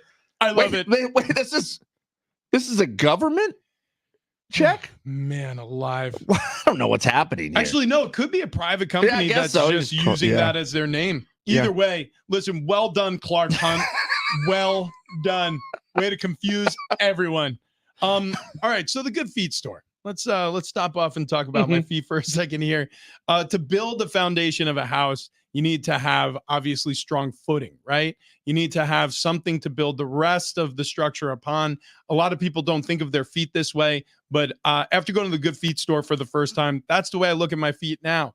If you don't have your feet right, everything else is going to suffer. It's going to change the way you walk. It's going to change the way you run. It's going to change the way you play or work, right? I mean, anytime you're on your feet, if your feet aren't well supported or well balanced, it could lead to bad ankles or bad feet. I mean, it could lead to bad knees, hips, back. After a playing career in the NFL, I wish I knew more about this when I was still playing, because I probably could have saved my back, probably could have saved my knees. But I'm super thrilled that I found the Good Feet store afterward to recover from some of the issues that I had. My back was so bad after finishing up my football playing career. And then after wearing these arch supports for a month, the back pain really faded away. The knee pain virtually disappeared. The hip pain I was experiencing did disappear. So if you're struggling with lower body joint pain, you got to get to the Good Feet store. You can book your first and free appointment at goodfeet.com. It's a try before you buy situation. You walk around the store. They precision fit these arch supports to fit your lifestyle and your footwear. So why are you waiting? If you're struggling with lower body joint pain, you know what to do. Go to goodfeet.com. That's goodfeet.com.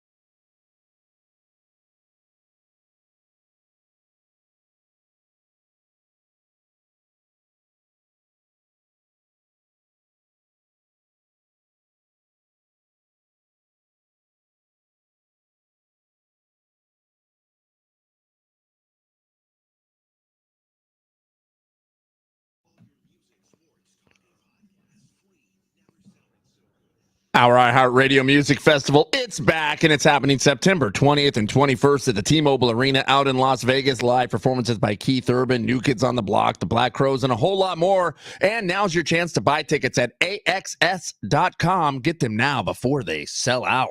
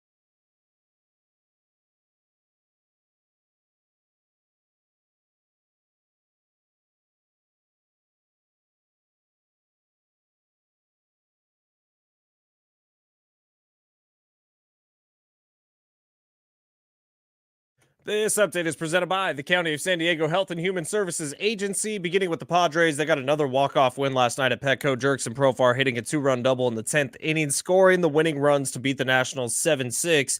Another one against the Nats tonight. Padres rookie Adam Mazur on the mound, facing off with former Padre Mackenzie Gore. Hockey season over. Panthers, Stanley Cup champions, with a 2-1 win over the Edmonton Oilers last night in Game 7.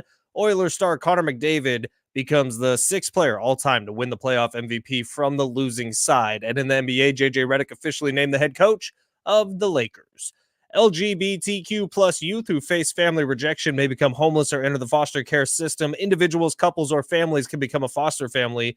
These youth need your nurturing and support. Can you open your heart at home? Details at SDCares, the number 4kids.com. New Kids on the Block tickets, still got those. They're going to be given away here shortly. You don't want to go anywhere if you want to go see them. July 7th, North Island Credit Union Amphitheater, deets and seats, Ticketmaster.com. If you would like to win a pair, then you're going to want to be listening to this segment. It's a big deal. Yeah, that's right. That's right. No question about it. So here's the scoop on Brandon Ayuk. This scoop on Ayuk? This continues on. It's like a scoop of thrifty chocolate flake ice cream. I'm going to take a double Ayuk scoop. Yeah. Yeah. I don't know if the Niners feel the same way, or at very least the negotiations continue. Adam Schefter says that there is, in fact, discussions going on between the Niners and the Washington Commanders. Would you say they're waffle coning? About Brandon Ayuk. Ooh, Wait, what? I have not heard this part. Yeah. So if you type in Brandon Ayuk in X search bar. What the actual? Hang on. No, Yeah. Ayuk met with the Niners yesterday to try to start smoothing things over. Now, Ryan Clark did report that he spoke with Brandon Ayuk, and Brandon told him, look, I've been taking these very personally, which is a mistake. It's business, man. You got to be business-like about it. Brandon Ayuk reportedly, quote unquote, comfortable playing elsewhere as Commanders and 49ers had trade talks. Then there's tampering going on here. Who's the Commanders' new quarterback? Okay, so No, tell me. Who's the Commanders' new quarterback? Wait. Jaden Daniels. Yeah, Okay. Who did Brandon Ayuk play with in college? they played for the Sun Devils together. Tampering.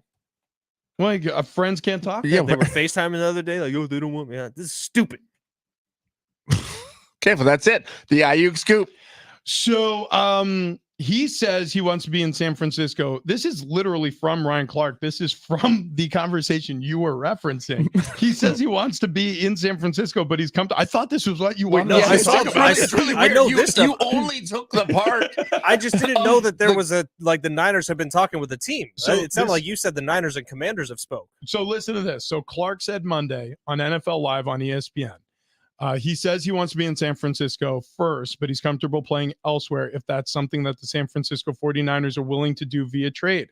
And I will tell you this, when he sat with us on the Pivot podcast with Ryan Clark, he did not walk into the room alone. First, it was Brandon Ayuk. Second, it was Jaden Daniels. I'm not a tea leaf reader, but the way that sounds is Brandon Ayuk wouldn't mind playing in Washington. And then Adam Schefter spoke out and said that apparently there have been talks between the Niners and Washington.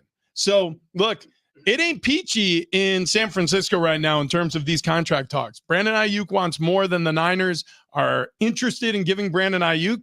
The Commanders have a fresh new face at quarterback, second overall draft pick in Jaden Daniels. He has a relationship and chemistry as a player with Ayuk, and it looks like actively recruiting him to be a receiver on his football team. So I'm watching Fletch. It's like sinking down in his chair. I'm watching Fletch's face twitch as I'm explaining all this. So let's talk about two things. One, what does this do to the 49ers roster? Two, what does this do for Jaden Daniels and the Washington Commanders with Cliff Kingsbury as the offensive coordinator out there? You got Dan Quinn as the head coach there in Washington. All of a sudden, you're putting together a little bit of a squad in Washington. Right. Yeah. No, that all of a sudden this makes Washington part of a conversation. Yeah. I So- don't know. Yeah. I don't know if they're going to win the NFC East, but it certainly puts them in the conversation to do something. Yeah, it's not just a bust out there. And when you're staring out that direction. Now, the 49ers, that's where it gets interesting because how much of a weapon is Ayuk out there? He's huge. And absolutely massive. What would it take for the Niners to trade? So Brandon Ayuk wants to be traded. Fine, whatever, trade him. You've already broken up. Look, if you don't want to be here, we don't want you here. But give me some comps. What would it be coming back to the 49ers? Is this like Washington Commanders' first round pick next year? I don't know. Maybe they could have their old name. I would assume so. Listen, Still sitting around. if I'm the 49ers, You have to ask for a ton, right? Because you have Brandon Ayuk under team control for $14 million this year. You know what the Niners could do? Say, okay, sit there. And the Niners can tell the Commanders that. So if the Commanders really do want him and Jaden Daniels wants a new toy and he's relayed that to ownership, well, guess what? Ownership is going to have to pay for it. It's going to have to be an absurd amount that the Niners are getting back because the Niners do not have to give him up. well, the Buffalo Bills traded Diggs to the Houston Texans along with a 2024 6th-round pick and a 5th-rounder exchange for a 2nd-round selection. And this was a situation where Diggs was on an expiring contract as well. Older, more expensive. But to the Texans' credit, they basically put him on a 1-year deal and said, like, hey, we're going to give you a bunch of money this season, and it's kind of a prove-it deal for you. You're going to be playing with one of the arguably the best young quarterbacks in the league, C.J. Stroud, and if you play nice with him, maybe we could talk about extending that contract mid-season, or gives you an opportunity to go fish in a different fishing hole, find the best available contract out there. I think it's going to look something more like this, because even though Ayuk isn't expensive now, he is extremely expensive, and that's not going to be a team-friendly deal because guess what? If it were going to be a team-friendly deal, the Niners would have done business. Brandon Would have Ayuk. already taken it. Yeah, Because so- it sounds like the Niners already offered him something in the range of $21 million a year, and he said no. My guess, like 1 first-rounder. Maybe. I mean, the Commanders are going to suck, so I'll take their first round pick. God, it's going to be top 5. It'll be fantastic. Bye, Brandon. That went so south so fast. No, he's I mean, surly. this range He's of surly. emotions was quick today. He's surly. Man, I oh, like man. it. I don't even know. What you also don't want is Ayuk hanging around a team he doesn't want to be on and becomes a rotten apple. You don't want that either. Well, and also you don't want a situation where you can't move him. He won't budge on this negotiation. So you have a holdout situation with a young quarterback. Look, Brock Purdy, he's seen some years, he's seen some action now, but he's still a young quarterback. And this is one of the most important pieces of this franchise. This tugs at your heartstrings. You don't want this to be one of the first experiences for Brock Purdy, especially since, by the way, he's about to get broke off. So imagine how he's going to start feeling when he's in contract negotiations, when his buddy who helped make him a superstar quarterback, or at very least soon to be one of the highest paid quarterbacks in the league, who he is, what, Brandon Ayuk's not getting any, but I'm going to get some. Like, it's a situation where you either got to get the deal done with Ayuk or you need to deal him away, because it's going to set a really, really bad vibe, I guess is the word I'm looking for. A bad vibe in the 49ers locker room. I do get the feeling that maybe next week we hear Brandon Ayuk and the 49ers have come to an agreement. Like, I do honestly. We just turned back around. No, I do kind of get that vibe. Like, and the reason is, wow. Look, they figured out the deal with Christian McCaffrey before any of it started getting to this point, right? They figured out the 2-year extension because they didn't want to have two of these going on at the same time. And I think that the 49ers rightly made the argument within themselves that Christian McCaffrey was more important to lock up for the next 2 years than Brandon Ayuk was for the next 2 years, because Brandon Ayuk is going to have to be a 4-year deal. So now they're trying to dig their teeth into this. It's going to be a little trickier to do, but you can do it now because Brock Purdy does not cost you anything. And Brock Purdy's already gone public and said, look, my contract, we'll figure that out when the time comes. There's more important contracts to figure out now. I'll sleep on somebody's couch. Brandon Ayuk is the more important contract to figure out now, because Brandon Ayuk makes Brock Purdy a better quarterback. So according to previous reporting from 49ers insider Michael Silver, the 49ers were offering Ayuk $26 million per year, which puts him below a handful of receivers this season, including Detroit's Amon-Ra St. Brown. And he said no. Well, here's the thing, though. No to that. Here's the thing, though. When you're one of these guys, like when you are top 10 at your position, at very least in the NFL, it is. I mean, you have the bull by the horns. You could got if Brandon Ayuk, he should wait for CeeDee Lamb to sign his deal, because then guess what? You can sign the CeeDee Lamb deal. Here's what I know: very few receivers over their first 3 seasons in the league have amassed over 1,000 yards in each of those years. Very few receivers have ever had a 75 catch, 1,300 yard season like Ayuk had this past season on his way to a Super Bowl visit. And by the way, that's while other positions and players were getting injured. He was a end zone threat. I think he piled up close to 10 touchdowns, maybe 7 in that range. I mean, this is a real player. This is a real, and he's the best route runner that the 49ers have. Not named question. Christian McCaffrey, who's also a phenomenal route runner out of the backfield. Yeah, there's no question. I think in terms of like a pure receiver, he's their best route runner. Yeah.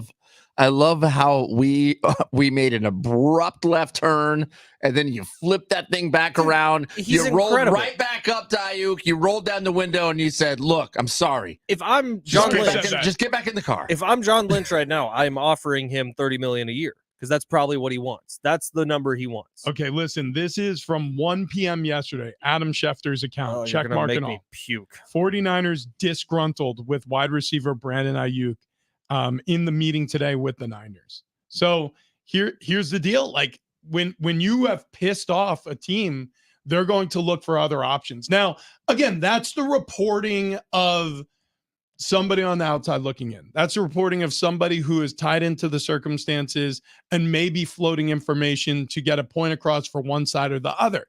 So you take it for what it's worth. It's just information. Is it the right information? We don't necessarily know, but it is information. Here's what I do know. I know that deadlines make decisions, and there is no near deadline here.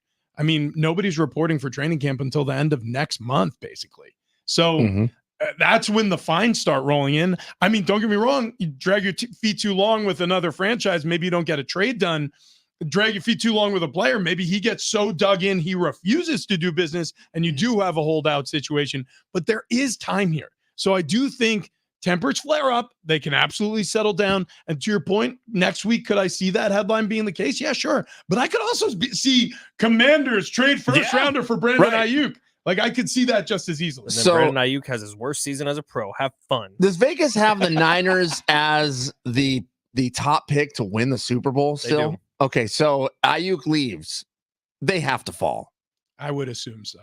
I would assume so, because just think about what I just said before. 1,300 yards of offense gone. And they don't have a replacement for that. They drafted a couple wide receivers this year. No one is going to have the seasoning that Brandon Ayuk has. In the threat that he poses in a Kyle Shanahan offense is so different from just even a Deebo Samuel, who's great when he catches the ball 5 yards from the line of scrimmage. Deebo Samuel cannot run deep routes. He's proven that over his entire career. Brandon Ayuk is one of the better deep route runners in football. Okay, this was a really fun chat, but we're going to run out of time for next We already segment. are. So I didn't even look at the clock. Here's the deal. This is what we're going to do. She gets lost in the sauce. You keep listening right now, because in about 5 minutes, we're going to tell you when to call for those new Kids on the Block tickets. So don't go anywhere. You're going to want to stick around. Last thought on Brandon Ayuk. You just mentioned his name. This is, you know who wants Brandon Ayuk more than Brandon Ayuk? Do you want to know who wants Brandon Ayuk more than Jaden Daniels out there in Washington? It's Kyle Shanahan. Because man, oh man, when you got Brock Purdy and you don't have Brandon Ayuk anymore, it gets a lot harder to script some offense. So all of a sudden, life gets pretty tough for Kyle Shanahan. So I bet you he's banging down John Lynch's door like, are you sure there's no money left? Like, what if I gave you, I have like $600 in my pocket.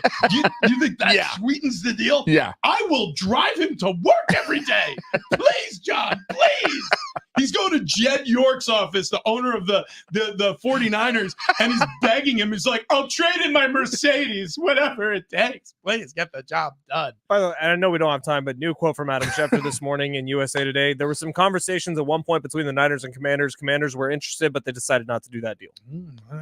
My. You could have teased that. Yeah, you could have. Yeah. You could have. We don't have any time next segment. That's anyways. true. New Kids on the Block tickets. You'll find out how to win them coming up next.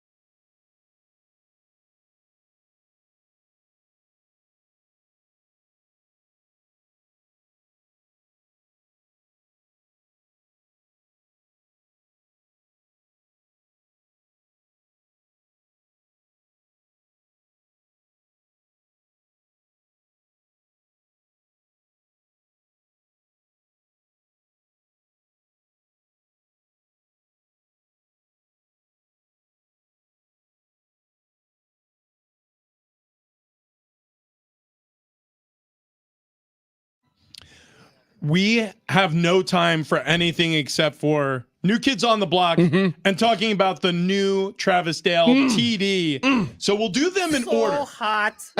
Want to touch the hiney. Bring it on. So first and foremost, New Kids on the Block, they're playing that July 7th show at North Island Credit Union Amphitheater. You could head to Ticketmaster.com to buy tickets to get more details, or you could call in at exactly 7:57. If you want to win that, you're going to have to call 877-767-4760. Be caller number 5, and you are going to New Kids on the Block with a pair of tickets. But TD, let me tell you something. The pair that I'm talking about is Wayne and Chloe. Oh, yeah. Yeah, definitely. That's where I thought you were going with that when you said pair you were talking The about. pair I'm talking about is TD's old body. What? Wait a second. Wait, are we? I That thought is so inflammatory. Yeah. Well, he was pear-shaped. And what There's I mean, a lot. Oh, he was inflamed. He was so swollen. not anymore. Nope. Not anymore. Not anymore. You know Except what? he was like an upside down pear. The big part was his neck.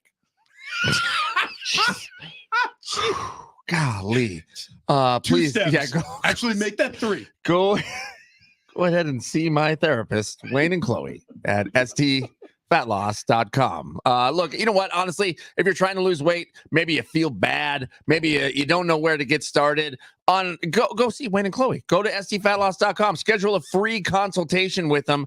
They're going to show you how to lose weight quickly, and you are going to feel better. You're going to feel better because, 1, you're going to drop 20 to 30 pounds in 8 weeks' time. 2, you're going to feel better because you'll look better. Life just gets a little more easier. The aches and pains start to go away. And you go, you know what I just did for my family? I'm adding a few years to my life because I'm getting healthier. So do yourself a favor, stfatloss.com. Write it down. Go there right now. Not if you're driving, but go there when you can. stfatloss.com. Like I said, the consultation completely free, and if you mention the show when you sign up, Big Rich, TD, and Fletch, you're going to save yourself $200. So no exercise, no counting calories, no counting points, none of that stuff. Good old-fashioned weight loss the right way, not one of these fad diets. You're not doing some kind of injection diet, none of that. You're going to feel a million times better with stfatloss.com.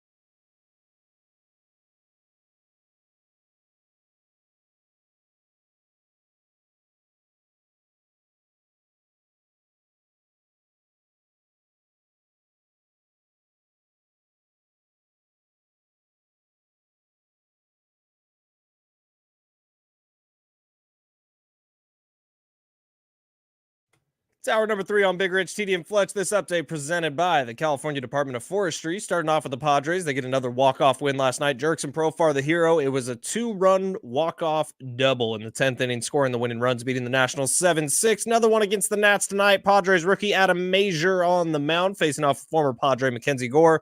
Hockey season over. Florida Panthers, Stanley Cup champs. NBA, JJ Redick officially named the head coach of the Lakers. This 4th of July, remember to celebrate responsibly, protect your community by preventing fires and injuries caused by fireworks. Learn more at fireworkssafetyca.org.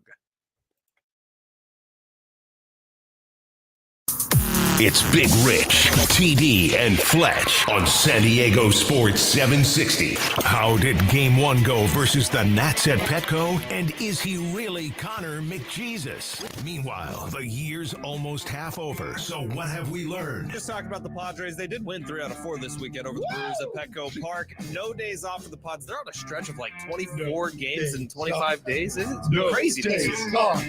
No days off. No days off. No days off. I think that's the iHeart mantra. That means we can count on live shows when the holidays roll around, right? You're not serious, are you? Keep track of all paraphernalia. Packed up an entire ice chest Yeah. filled with treats for us. Yeah. And it was put on the wrong cart. And then we could never find it again. No, So Somebody had an awesome day. Yeah, exactly. Somebody had an awesome day on Keg and Bottle. 10 locations around San Diego. Sorry, Tony. And science. Boiling water freezes much quicker than cold water. Is that real? I think we tried it in college and it made no difference. All you'd have to do is have both of them in your hand. One of them is not cold, the other one's boiling. Put them at the same time. Well, we tried to put a phone in the freezer to like videotape it, and it turns out the phone stops working before they freeze. That's Merced science class right there. Central California never disappoints. So now here are the guys. Big Rich, TD, and Fletch. Happy Tuesday to those who celebrate. Final hour of this show. But don't worry, if you like us, there's 4 more after that. You get 4 more hours of us on 101.5 KGB. We do the classic rock afternoon drive show over there with our sister station here at iHeart San Diego. Looking forward to doing that. Look, we are having a July 3rd celebration out at Mission Bay Beach Club. So if you are a KGB listener, all you got to do is click that talkback mic. And when you're listening to our show this afternoon on KGB, go ahead and leave us a talkback with your name and your neighborhood. We're going to give you VIP tickets to come down to our VIP viewing party to watch the July 3rd fireworks on Mission Bay. You have a chance to win those VIP tickets. Sorry. Yeah. I get a little excited. We're just not just making it rain here. We're just, Because that's not like VIP. honestly, call us with like 20 names. We'll get them all in. No, I'm kidding. I can't promise any of that, but I can promise you'll be in the running to win some of those tickets, and we're thrilled to be partying with our listeners. It sounds like there's fireworks happening, but it's not. That's Fletch making those sounds. I love it. It's crazy. Dude, he has so many talents, and that is certainly one of them. Certainly. Give us your best fireworks sound effect on the talkback. That was something we actually said, and then there were several And people did it. who never gave us their name or neighborhood. They just made sound effects. They're like, I don't want the tickets. I don't even like you guys, but I do like making the bottle rocket sound. Someone give me a Piccolo Pete. Who's Piccolo Pete? That's a firework. Oh, is it really? You never messed with Piccolo Pete's? Hang on. Yeah. I got a bunch of them at my house. I mean, no, I don't. That's That's it's crazy. illegal. What? Never. What? No way. I don't think Piccolo Pete's are illegal. I do believe they are. At least in maybe not in San Diego County, Riverside County, they are. Mm-hmm. They're just annoying as hell. Yeah, you know, if you Oh, smash yeah. them down in the middle, they explode. That's actually rad. Yeah, it's pretty cool. You guys play with Roman candles, sparklers, fountains, bottle rockets, firecrackers, Catherine wheels, Yeah, cake repeaters. Roman candles. We used to shoot at each other. Oh, you know what I loved when I was a kid? Those ground spinners. Oh, the little flowers. The one that didn't pop because you could run through the sparks until one lands in your eye. I learned that the hard way. Yeah, that is not an uncomfortable situation. No bueno. But looking forward to July 3rd. Looking forward to the All-Star break for the Padres, frankly, because I think they could use some rest. Everybody's hurt. Everybody's hurt. Listen, they've gone all out. for half the season. So it's understandable. So we have some sound, and we don't want to bum you out if you're just waking up, just having your first cup of coffee. We get it. Like, we're not trying to ruin your morning, but we need to deliver you the news because, as you well know by now, this is your destination for Padres information. Big Rich, TD, and Fletch. And so, honestly, with that responsibility, how could we not play this sound from Marty Caswell's conversation with Fernando Tatis Jr. yesterday? Has the medical staff given you any timetable, realistic timetable, when you might be able to return? It's a huge gap. I don't want to put it out there because people are going to expect stuff, but it's going to be some time. We know with the Rice stuff, we're trying to aim after the All-Star game, but we're talking about something serious in my bone in my right leg. So more than the 10 days on the IL, the original 10 days? Yeah. Let's just not fool ourselves, and everybody knows it's going to be more than 10 days. Oh, boy. So, stress reaction in his right leg, which means there's something wrong with the femur bone, right? A stress reaction. 11 days? So So probably 11 or 12 days. Not 10 days. It could be like a full week, or 2 weeks rather, like 14 days. When is the All-Star break? July 30th? Not soon enough. Yeah. End of July? Wait, July, right, into July. So, I mean, we're talking weeks and weeks here. Yeah. Oh, no, sorry. July 16th is the All-Star game. Oh, We're about a month away from Arlington, and then the trade deadline comes just after that. So, look, here's the deal. The Padres need to just hang in there, right? I mean, if you want this team not to be sellers at the trade deadline, if you want them to add like they did earlier this season, I mean, frankly, they brought in Dylan Cease, hasn't really worked out. They brought in Luis Arraez after that. That's really worked out for the Padres. He's been a very consistent hitter in this lineup. They've made several other moves, including signing Jerkson Profar, which was beneficial. I mean, AJ Preller, he can wheel and deal a little bit, and he does unearth some gems when he's out there and given some permission to spend a little money or trade assets. So hopefully the Padres are in shape to do that. But boy, oh boy, they're dropping like flies. And Darvish has elbow inflammation now. So he's got the bad groin plus the elbow. Are those two things related? I mean, we don't know. There's a whole lot that can happen. Is there any activity, though, where you'd use both of those? Stop. What? Well, pitching's one. Yeah, pitching. And then That's what I meant. Swimming? Do you swim with all elbows? Yeah, but I mean, Oh, you need a rudder. I get it. Yeah, I get it. Oh, okay, yeah. so July 16th is the All-Star game. The break is sandwiched around that. Your tiller, you. July 30th is the trade deadline at 1 o'clock Eastern, I think. So what is that? Or no, 1 o'clock Pacific. Sorry, 4 o'clock Eastern. Yeah. All right. So Sweet. we just got to make it there. Yeah. So Joe Musgrove's all we not going to be gotta back do. before the All-Star break. It sounds like Fernando Tatis Jr. will not be back before the And All-Star it break. sounds like Darvish is not going to be back. Yu Darvish may never throw another baseball in his life. I don't know. It's absolutely insane.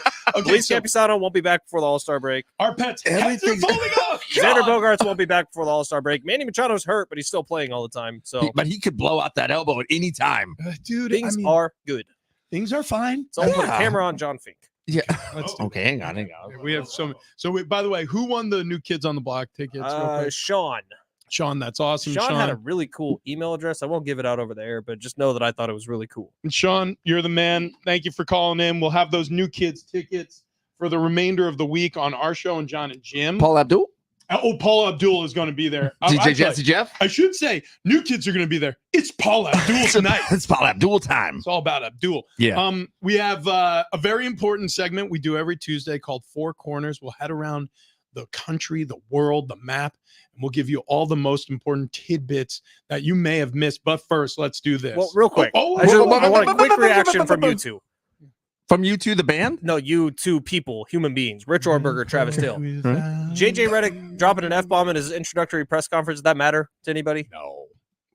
Does it matter to LA? No. Because That's- everybody is. But does that losing their make it mind. better? I don't know. It didn't make it better or worse for me. It was a dumb question. He said, I don't really know what the question it is. I just don't give an F about like people doubting his ability to be a head coach. No, I'm completely indifferent on But that. it was on TV. Yeah. Listen, Yeah, completely indifferent on there's it. There's children watching. Guys. that is true. I'm sure there is some, and you know what? Those parents are going to have a a deep and honest conversation with their own kids. Which Yeah, Do you cuss yeah. in front of your kids, TD? Do You have I? the mouth of a sailor. Do I? Yeah. I mean, when your children were younger. Yeah. Yeah. I would say yes on that. Richie? So I also have to admit, yes, not intentional. I do try to curb my language around the kids because I don't want them to get in trouble at school, that's a no-go zone apparently for cursing. Found out that the hard way. In the main office telling a story one morning to the horror of the entire staff. I was like, you know what?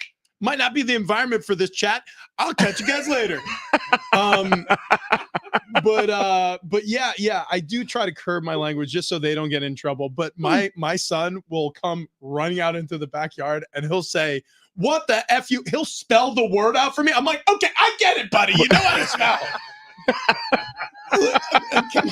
Come on, dude. Like, help me out. Your mom's gonna kill me if you're out here spelling words. He's like, all right, DOUC. I'm like, whoa. I will be on the phone with you and cuss. And then Sarah's like, he has kids in the car. And I'm like, oh, shoot. I always turn around like, that's Uncle TD. He's in his cough medicine already. It's afternoon time. That's right.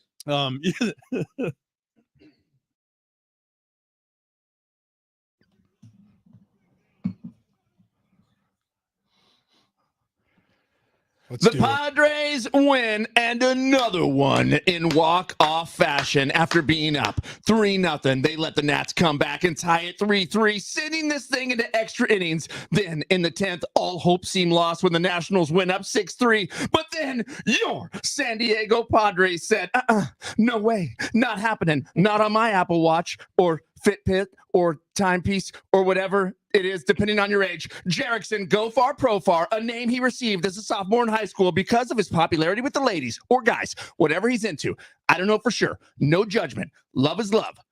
Gets a huge hit to walk it off after a rise was intentionally walked with 2 outs, 2 strikes, 7 pitch at the bat, at the plate. Punts now 3-0 in extra innings. Oh my God, it's unbelievable. Will they ever lose again? No. God. No. Lee. Also last night, Oilers girl Kate kept the jersey on as the Florida Panthers win the Stanley Cup for the first time ever. They beat the Oilers 2-1 in Game 7 of the NHL Final. All the hockey was done last night, and in the WNBA. Nothing, no games. Okay. That's good. Right. Yeah. So now with no further ado. That's correct. Hopefully there's someone texting about Real Housewives and not playing the news sounder. No, you know who I'm actually texting with? Who? Sorry. What? Mark Willard.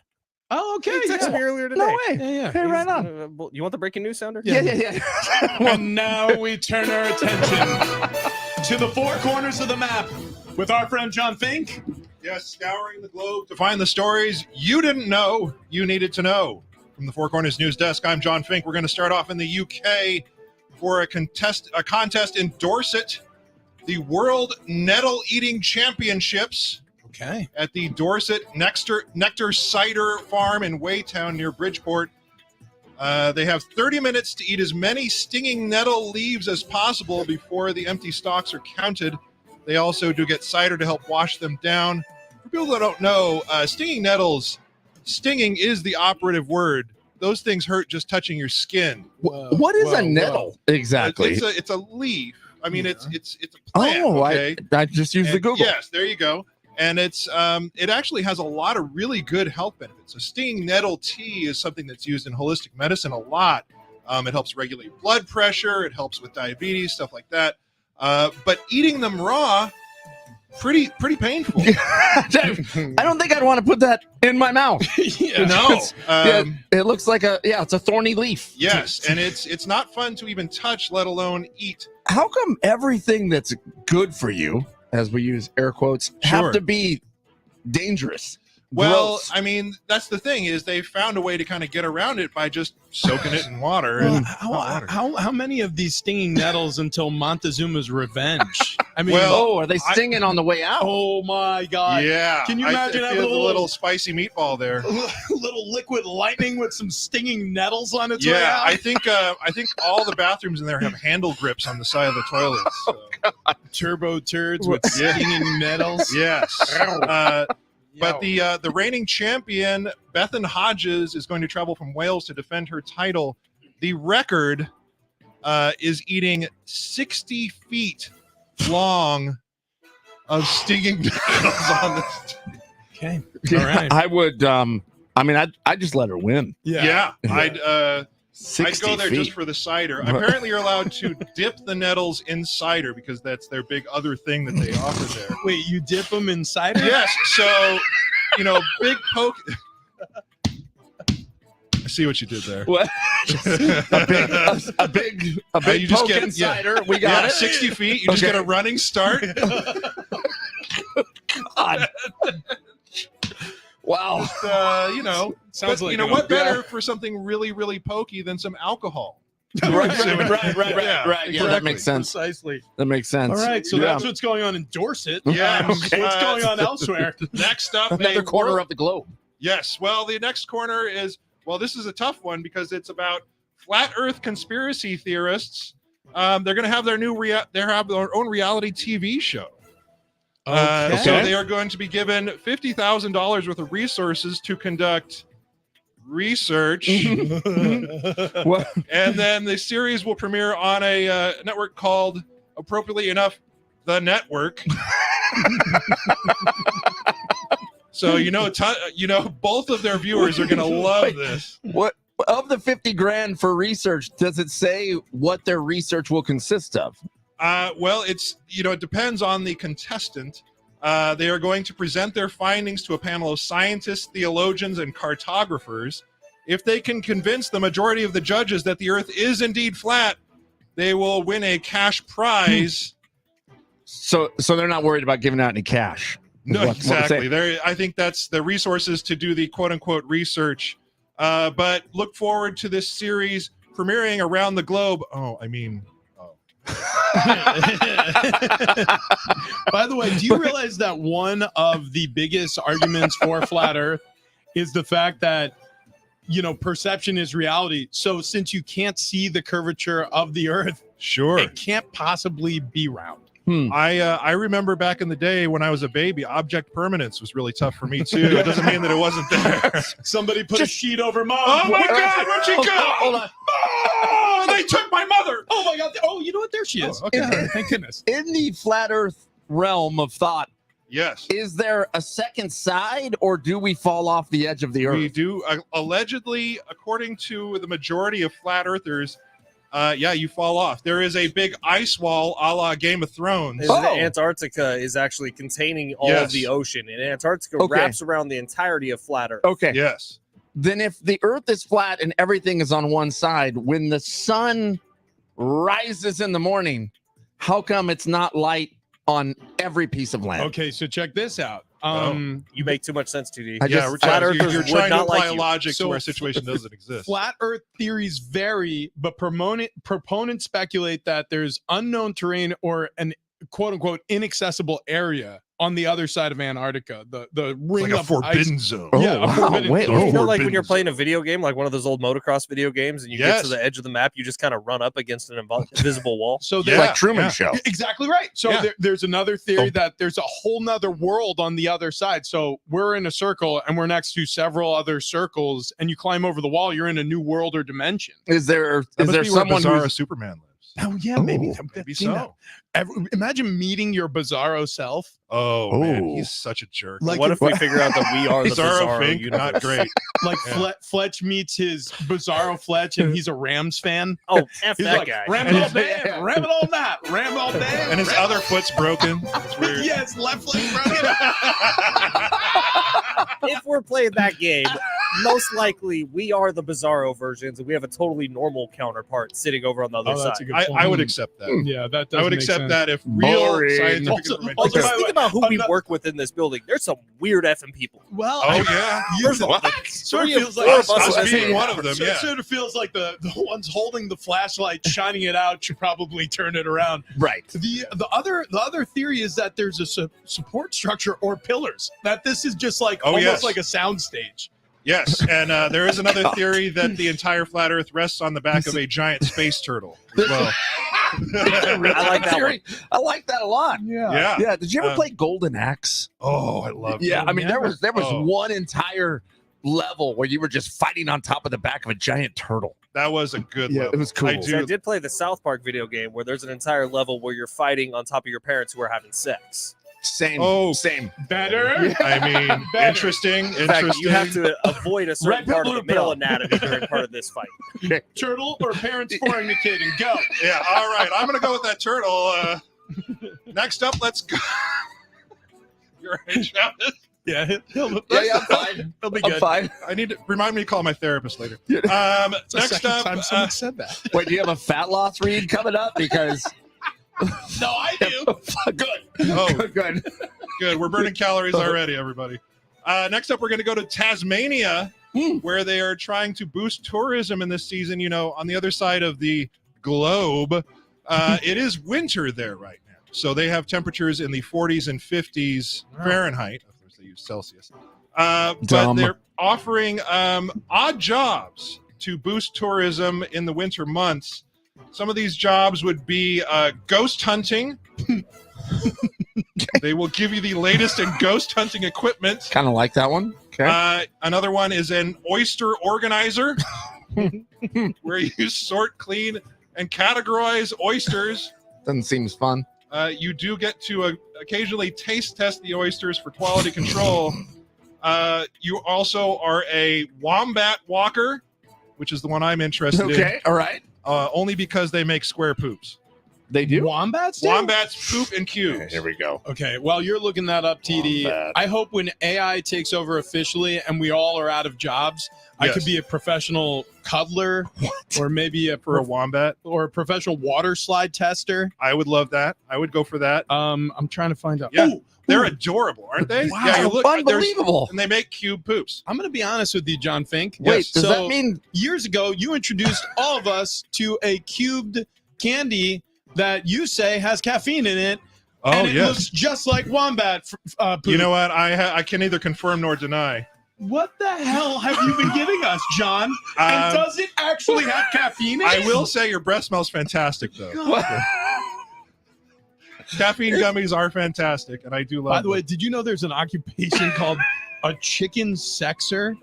Which is where you hire You someone. sex one chicken. Yeah, you are known forever. Uncle Jack. You come out to a farm and you literally pick up baby chicks. You upend them, and you figure out what gender they are. Yeah. I don't know that hand motion is what you. Wow. There's a lot going. if wombats, Travis, you're going to throw out your elbow and your If groin. wombats poop squares, which I'm looking at a photo, they do, Yeah, right? And they Okay. stack them. Okay. They stack them like little bricks. Anyway, Why wouldn't you? I mean, Yeah. look, if it's a square. Anyway, my other favorite role that they have is for train enthusiasts. That's a one-day job where they can watch trains called the puffer nut. You can also. Do you get to wear a little hat? I think you do get a special Conductor? commemorative hat. So, yes. guys, fantastic. I had a problem. John Fink, everybody. John Fink. Thank you, sir. Thank you. Yeah. I had a problem. I was eating unfathomable amounts of food. Yeah. Oh no, were you stacking it like little cubes? I would stack it like cubes. I mean, I would go to a buffet and legitimately phone calls would be made when I walked into a buffet. They would start hiding some of the food. Right. I'd been find there. it. I'd You know, find people it. thought buffets closed down because of COVID. Not true. They closed down because Rich Ornberger was frequenting like 10 of them, Yep. and they'd run out of food. Yep. Yeah, Yeah. it was disgusting. We were doing a bit called Next Level Fat Guy Stuff, Yep. and it got out of hand with Rich. It really did. I He's a turned competitive into SOB, man. He's Yeah. too fat. Right. Too fat. Eating for sport. Rich, guys, former professional football player. That's right. I mean, it's in the bio. For crying out loud. And I'll tell you right now, after I gave up professional football, I started I started on my competitive eating path. And that led to gaining all of the weight that I lost after retiring from the NFL right back. In fact, I was reaching down to pick up a pencil one time, and somebody tried to get behind me and have me snap the pencil to them through the legs. I was so fat. Anyways, look, the point is, Wow. Wayne and Chloe with sdfatloss.com, they came in, they took one look at me and said, we could work with this. And I was like, I don't know if that's even possible. But sure enough, they did. They took me under their wing. And by the way, if I'm looking at a picture of what's under a wing, I don't want it. But they took me under their wing, and it was warm. And they said, we will guide you to the promised land. And as it turns out, that was 35 plus pounds of weight loss. I lost 35 plus pounds. TD down 30. Fletch down over 50 pounds now. Are we at over, or are we still slightly under? I woke up this morning at 234. Dude, that's unreal. I was 278 when we started. What the 278 heck? down to 234. Unbelievable. All right. So if you want to lose weight like Fletch and the rest of us, sdfatloss.com. No gimmicks, no shots, no injections, no weird meal plans, no counting calories, points, no exercise even. It's just good old fashioned weight loss the natural way. So get in touch with them at sdfatloss.com. And when you do, mention our show name. You can save $200 on your subscription. The summertime's here. Time to lose that weight. sdfatloss.com.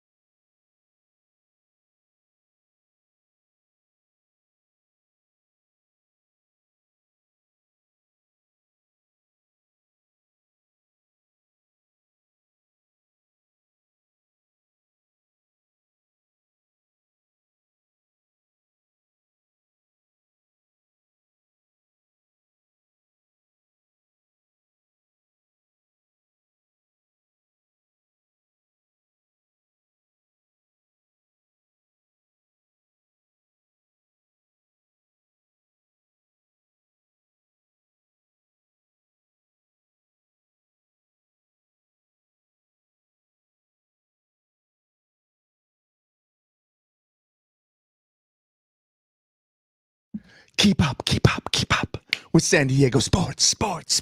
760, anytime, anywhere. Whether you're stepping out of the car or settling at home, just ask your Google or Alexa smart speaker to play AM 760 or stream it live through the iHeartRadio app. It's never been easier to stay connected with your favorite shows like this one right here. Big Rich, TD, and Fletch. San Diego Sports 760 goes where you go. Ow! Hashtag Talkback Mike. Hashtag Liners. Hashtag Done.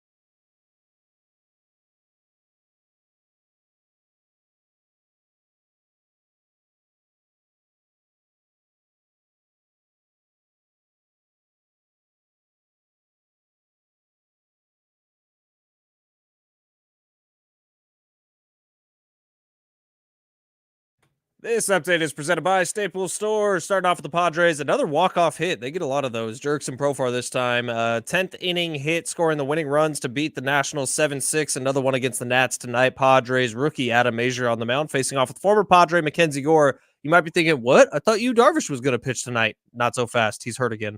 The hockey season is over. Florida Panthers take home the Stanley Cup with a 2-1 win over the Edmonton Oilers last night in Game 7. Oilers star Connor McDavid becoming the 6th player all-time to win the playoff MVP from the losing side. And in the NBA, JJ Redick is cursing his way into the head coaching chair of the Los Angeles Lakers, officially announced yesterday. Staples can print anything you need to move your business forward, like banners, flyers, signs, and catalogs, some even same day. And now at Staples, save up to $50 on your print purchase. Offer ends 7/6. Visit staples.com/print for details. Boost your business with Staples, your local print and marketing experts. Big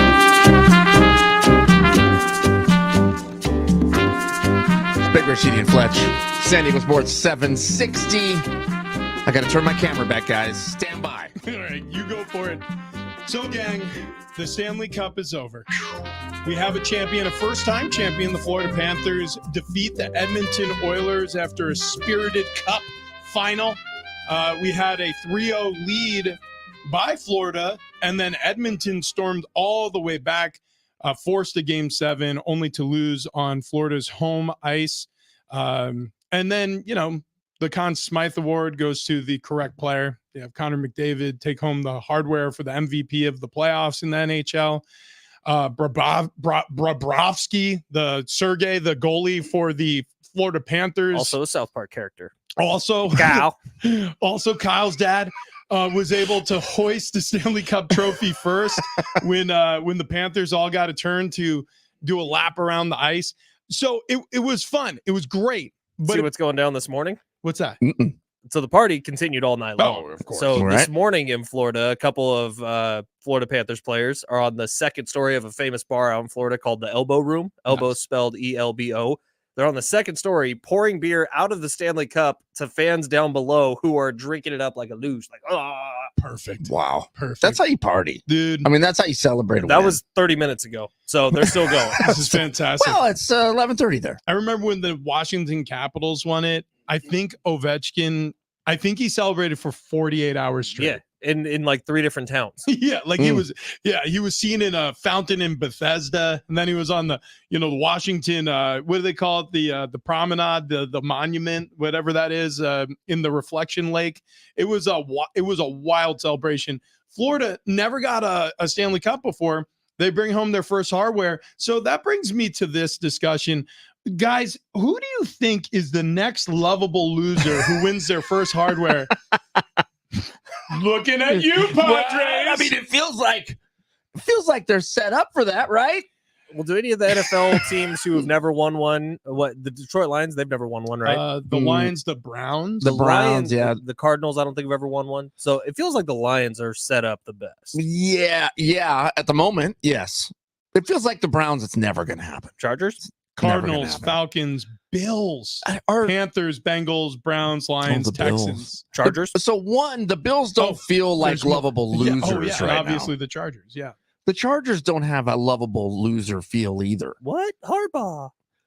Yeah. Chargers, yeah. Vikings, Titans. That's end of that list. But There we I go. mean, to be a lovable loser, you have to be a team that the nation kind of gets behind, right? That a large fan base outside of your area gets behind. Detroit Lions. Lions. Detroit Lions. Lions. It's the Lions. Yeah, I mean, I guess the Bengals.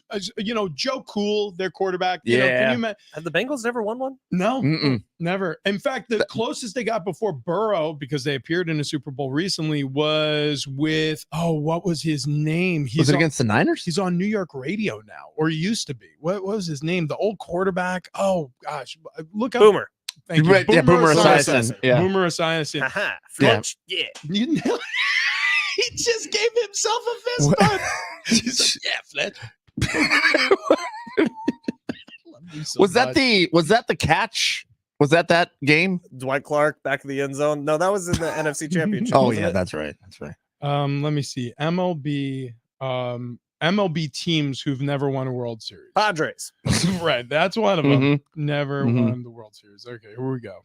The list is probably, maybe it's not longer. Mariners, no. Rockies, no. Brewers, last one. Well, actually, no. The Rockies, no. They haven't. The Brewers last won it in 1970. Why is it giving me teams that have won it? Ridiculous. Well, never I feel won. like the Rockies got one with Todd Helton. Maybe they appeared in one. I don't think they got it. 5 teams who haven't won the Fall Classic: Rockies, Brewers, Padres, Mariners, Tampa Bay Rays. Come on, Padres should top that list. Tampa Bay the should next have one won to one. win one. If Tampa Bay would have left Blake Snell in against the Dodgers, they might have won one. You remember In the COVID Kevin years. Cash? He yanked him. Yeah, he pulled him after 5 innings. The dude literally couldn't. No one could hit him. Yeah, Mookie Betts was like they cheered in the dugout after they pulled Blake Snell out of that game. it's just kind of depressing, right? The fact that there are only 5 teams left in the Padres. I mean, think about some of the Padres greats. Now, granted, there was time in between some of these teams, but Tony Gwynn, arguably the best contact hitter in the history of the game. The or at 98 very least season, one of them. the 98 season, they were supposed to win the World They Series. were. Like it was set up for them to do it. They beat that 98 Braves team that Morgan Wallen's now made a song about, the damn Padres. Yep. But that was the triple-headed monster of pitchers. 98, they should have won the World Series. They didn't. So whatever. Now you get to the modern day. So the window's closed. Well, you get to the modern day, and it was 26 years. Was 2022 their last best chance to win a World Series under this regime with this makeup of team? Well, it's a great question, and here's why. Because you had a star-studded roster. And that's the first time we've been able to say that basically since the late 90s. Now, granted, when A.J. Preller first took over the Padres, he tried to do the same thing, and he brought in a bunch of guys who flamed out immediately, got rid of all of them, and restarted from scratch, built up the farm system again. But it wasn't even close to the 98 team, and it wasn't even close to the 2022 team with the level of talent that they have. And frankly, a lot of those pieces are still left over from 2022 now. However, this team they're so injured right now that so many of these stars can't even perform. If you had to put a percentage on this year's team winning the World Series, that percentage would be 13%, maybe. Yeah, Actually, that's yeah. probably That high? generous. Yeah. I mean 10. Well, no, because they're in the playoffs. Yeah, They're in the like right now, if the season ended, they're in the postseason. I don't think they have the pitching to get through a single postseason series. Well, like for me, that number is way lower. That Matt Waldron's pretty good. 3% is 3% an accurate number? I mean that feels pretty low. Does it? It feels pretty low. You got to give them more. Yeah, than, I mean, What does Vegas give them? I'll find that out right now. Look, and that 2022 team, there was some magic that happened. They got hot at the right time because when you're talking about talent level, there was more talent in 2023. There was talent added to that 2023 team. 2023 should have been a dominant year for the Padres, and it just didn't work. So now you have a lot of those same pieces there that you're still trying to figure out how to make work. It may be in need of a reset. Right now, as we sit, the San Diego Padres have a plus 4,500 chance to win the World Series. I'm in. Well, how about this? To win the NL, they have a plus 2,000. To win their own division, they have plus 3,000. Are we looking at the right numbers? Yeah, NL. This says NL winner odds on VegasInsider.com. Because if they win the National League, that would be assuming they win the division over the Dodgers. Right. But they don't have much of a shot to win the division over the Dodgers. Well, the Dodgers are in first place at plus 145. So the Padres are far off the trail. And then right behind them are the Phillies plus 275. And the Phillies are currently in first place. Then it in goes the National Braves, Brewers, Padres, though. Padres are in fifth How about that? place. It's because the National League sucks, guys. Like, it's really bad. Yeah, I'll take it. because then, I will too. Yeah, I'm stoked on that. I'm in. then behind them it goes Diamondbacks, Mets, Cubs, Cardinals, Giants. I mean, it gets really bleak from that point down the list after the top 10. But yeah, look, the Padres, they've got a puncher's chance. That's the reason why I say it's probably not 20%, but maybe 13, 15. They got a chance to win the World Series if they can stay healthy enough. Because I'm a real, hey, we'll figure it out when we get there kind of guy. So, if they get to the postseason, now let's start working through this They thing. thought that a few years ago too. Well, in the first round of the postseason, they almost didn't have worked. Nelson Lamet or any of their starting Yeah, pitchers. but guess who they have now? Jurickson Profar. And if Yeah, you look that's at not a our pitcher, rundown, he's got a new nickname. And Yes, it is he does. King. We'll tell you what the rest of that is on the other side. All right. Also, we have bottom of the barrel on the other side too. Here we go. The San Diego Giving Back raffle. It comes up every year, and it's a great opportunity to support a essential community resource, and it's the Ronald McDonald House. So, Ronald McDonald House, for those who are unfamiliar, they have two missions. Particularly, one is to provide a home away from home for families with a child in the hospital. The second mission is to keep those families close to their hospitalized child. Ronald McDonald House provides overnight stays, meals, schooling for siblings. I mean, oftentimes when there's a sick kid in the family, the siblings, they suffer in silence because they realize something serious is happening and they're not getting the level of attention they deserve and they frankly need to thrive. The Ronald McDonald House helps by stepping in and making the peace of mind for the family the focal point during the child's recovery, while the hospital treatments are going on, while parents are making important decisions, sometimes life-saving decisions, along with the hospital staff. The raffle is a win-win opportunity to give back to this community while gaining a chance to win one of thousands of amazing prizes. Purchase a raffle ticket to support the Ronald McDonald House today. You could win a house. Now is the time to enter. There are drawings for more than $150,000 in prizes that include a 2024 Lexus convertible, a Safari on a private jet. I mean, that's pretty awesome. Or cash. Look, for the full list of prizes and details on how to enter, visit sdraffle.com. That's sdraffle.com.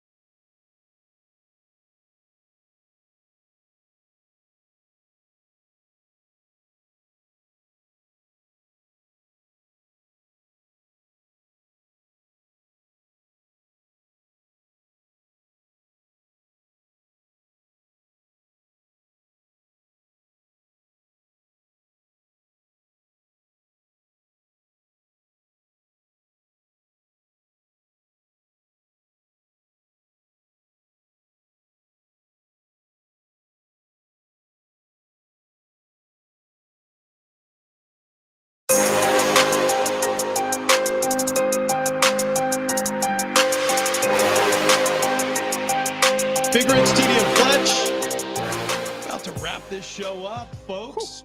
But we'll be back. We'll be back. 1015 KGB. We're on there from 3 to 7 p.m. We host another 4 hours of radio every single day, or I should say every single weekday. We will be here. We will be here. We'll be doing that thing in just a little bit. In the meantime, we do have some bottom of the barrel stories to get to, including this. A little bit of a blast from the past, a part of our childhood. I know TD and mine.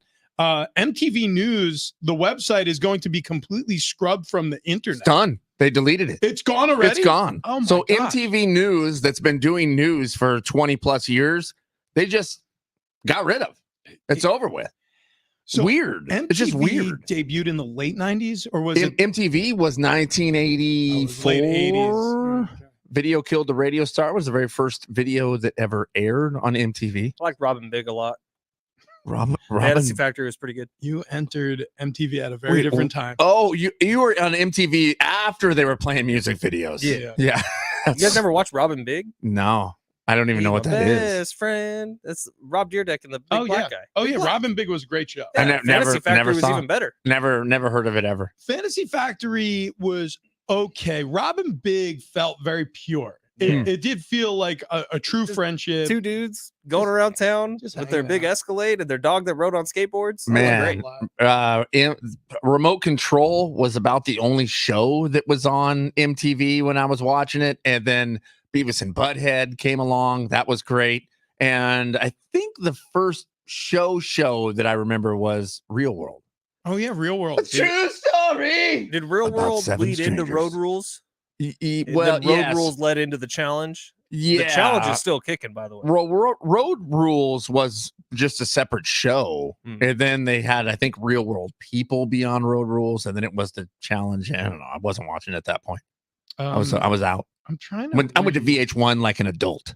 So, screenwriter, Daryl Hall's author, and former that came way later. BuzzFeed writer Alana Bennett wrote on Twitter: "Archives should never disappear. Full stop. This is what they mean when they say the digital dark age. There will be no evidence of the incredible cultural journalism that so many people contributed to. If this happens with BuzzFeed News, I don't even know what STG stands for. I don't know.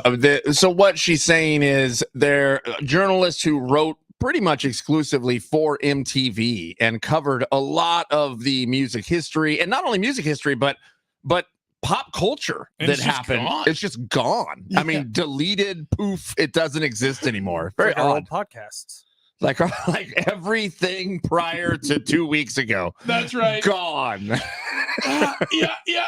No big deal, folks. Yeah, we're just scrubbing the world clean. Yeah, that's good. That's really good. All right, who do we thank, Fletch? We thank Alanis Morissette, who absolutely killed the national anthem for both countries last night. I love Alanis Morissette. I thought she was fantastic. Love Alanis Morissette. I mean, "Oh Canada" is a dumb song, but she killed that one too. Yeah, it was good. Good rendition of a bad song. We thank the roadies, the dogs, the hangers, the bangers. She didn't do any Jagged Little Pill. Yeah, thank Jon Fink. Yeah.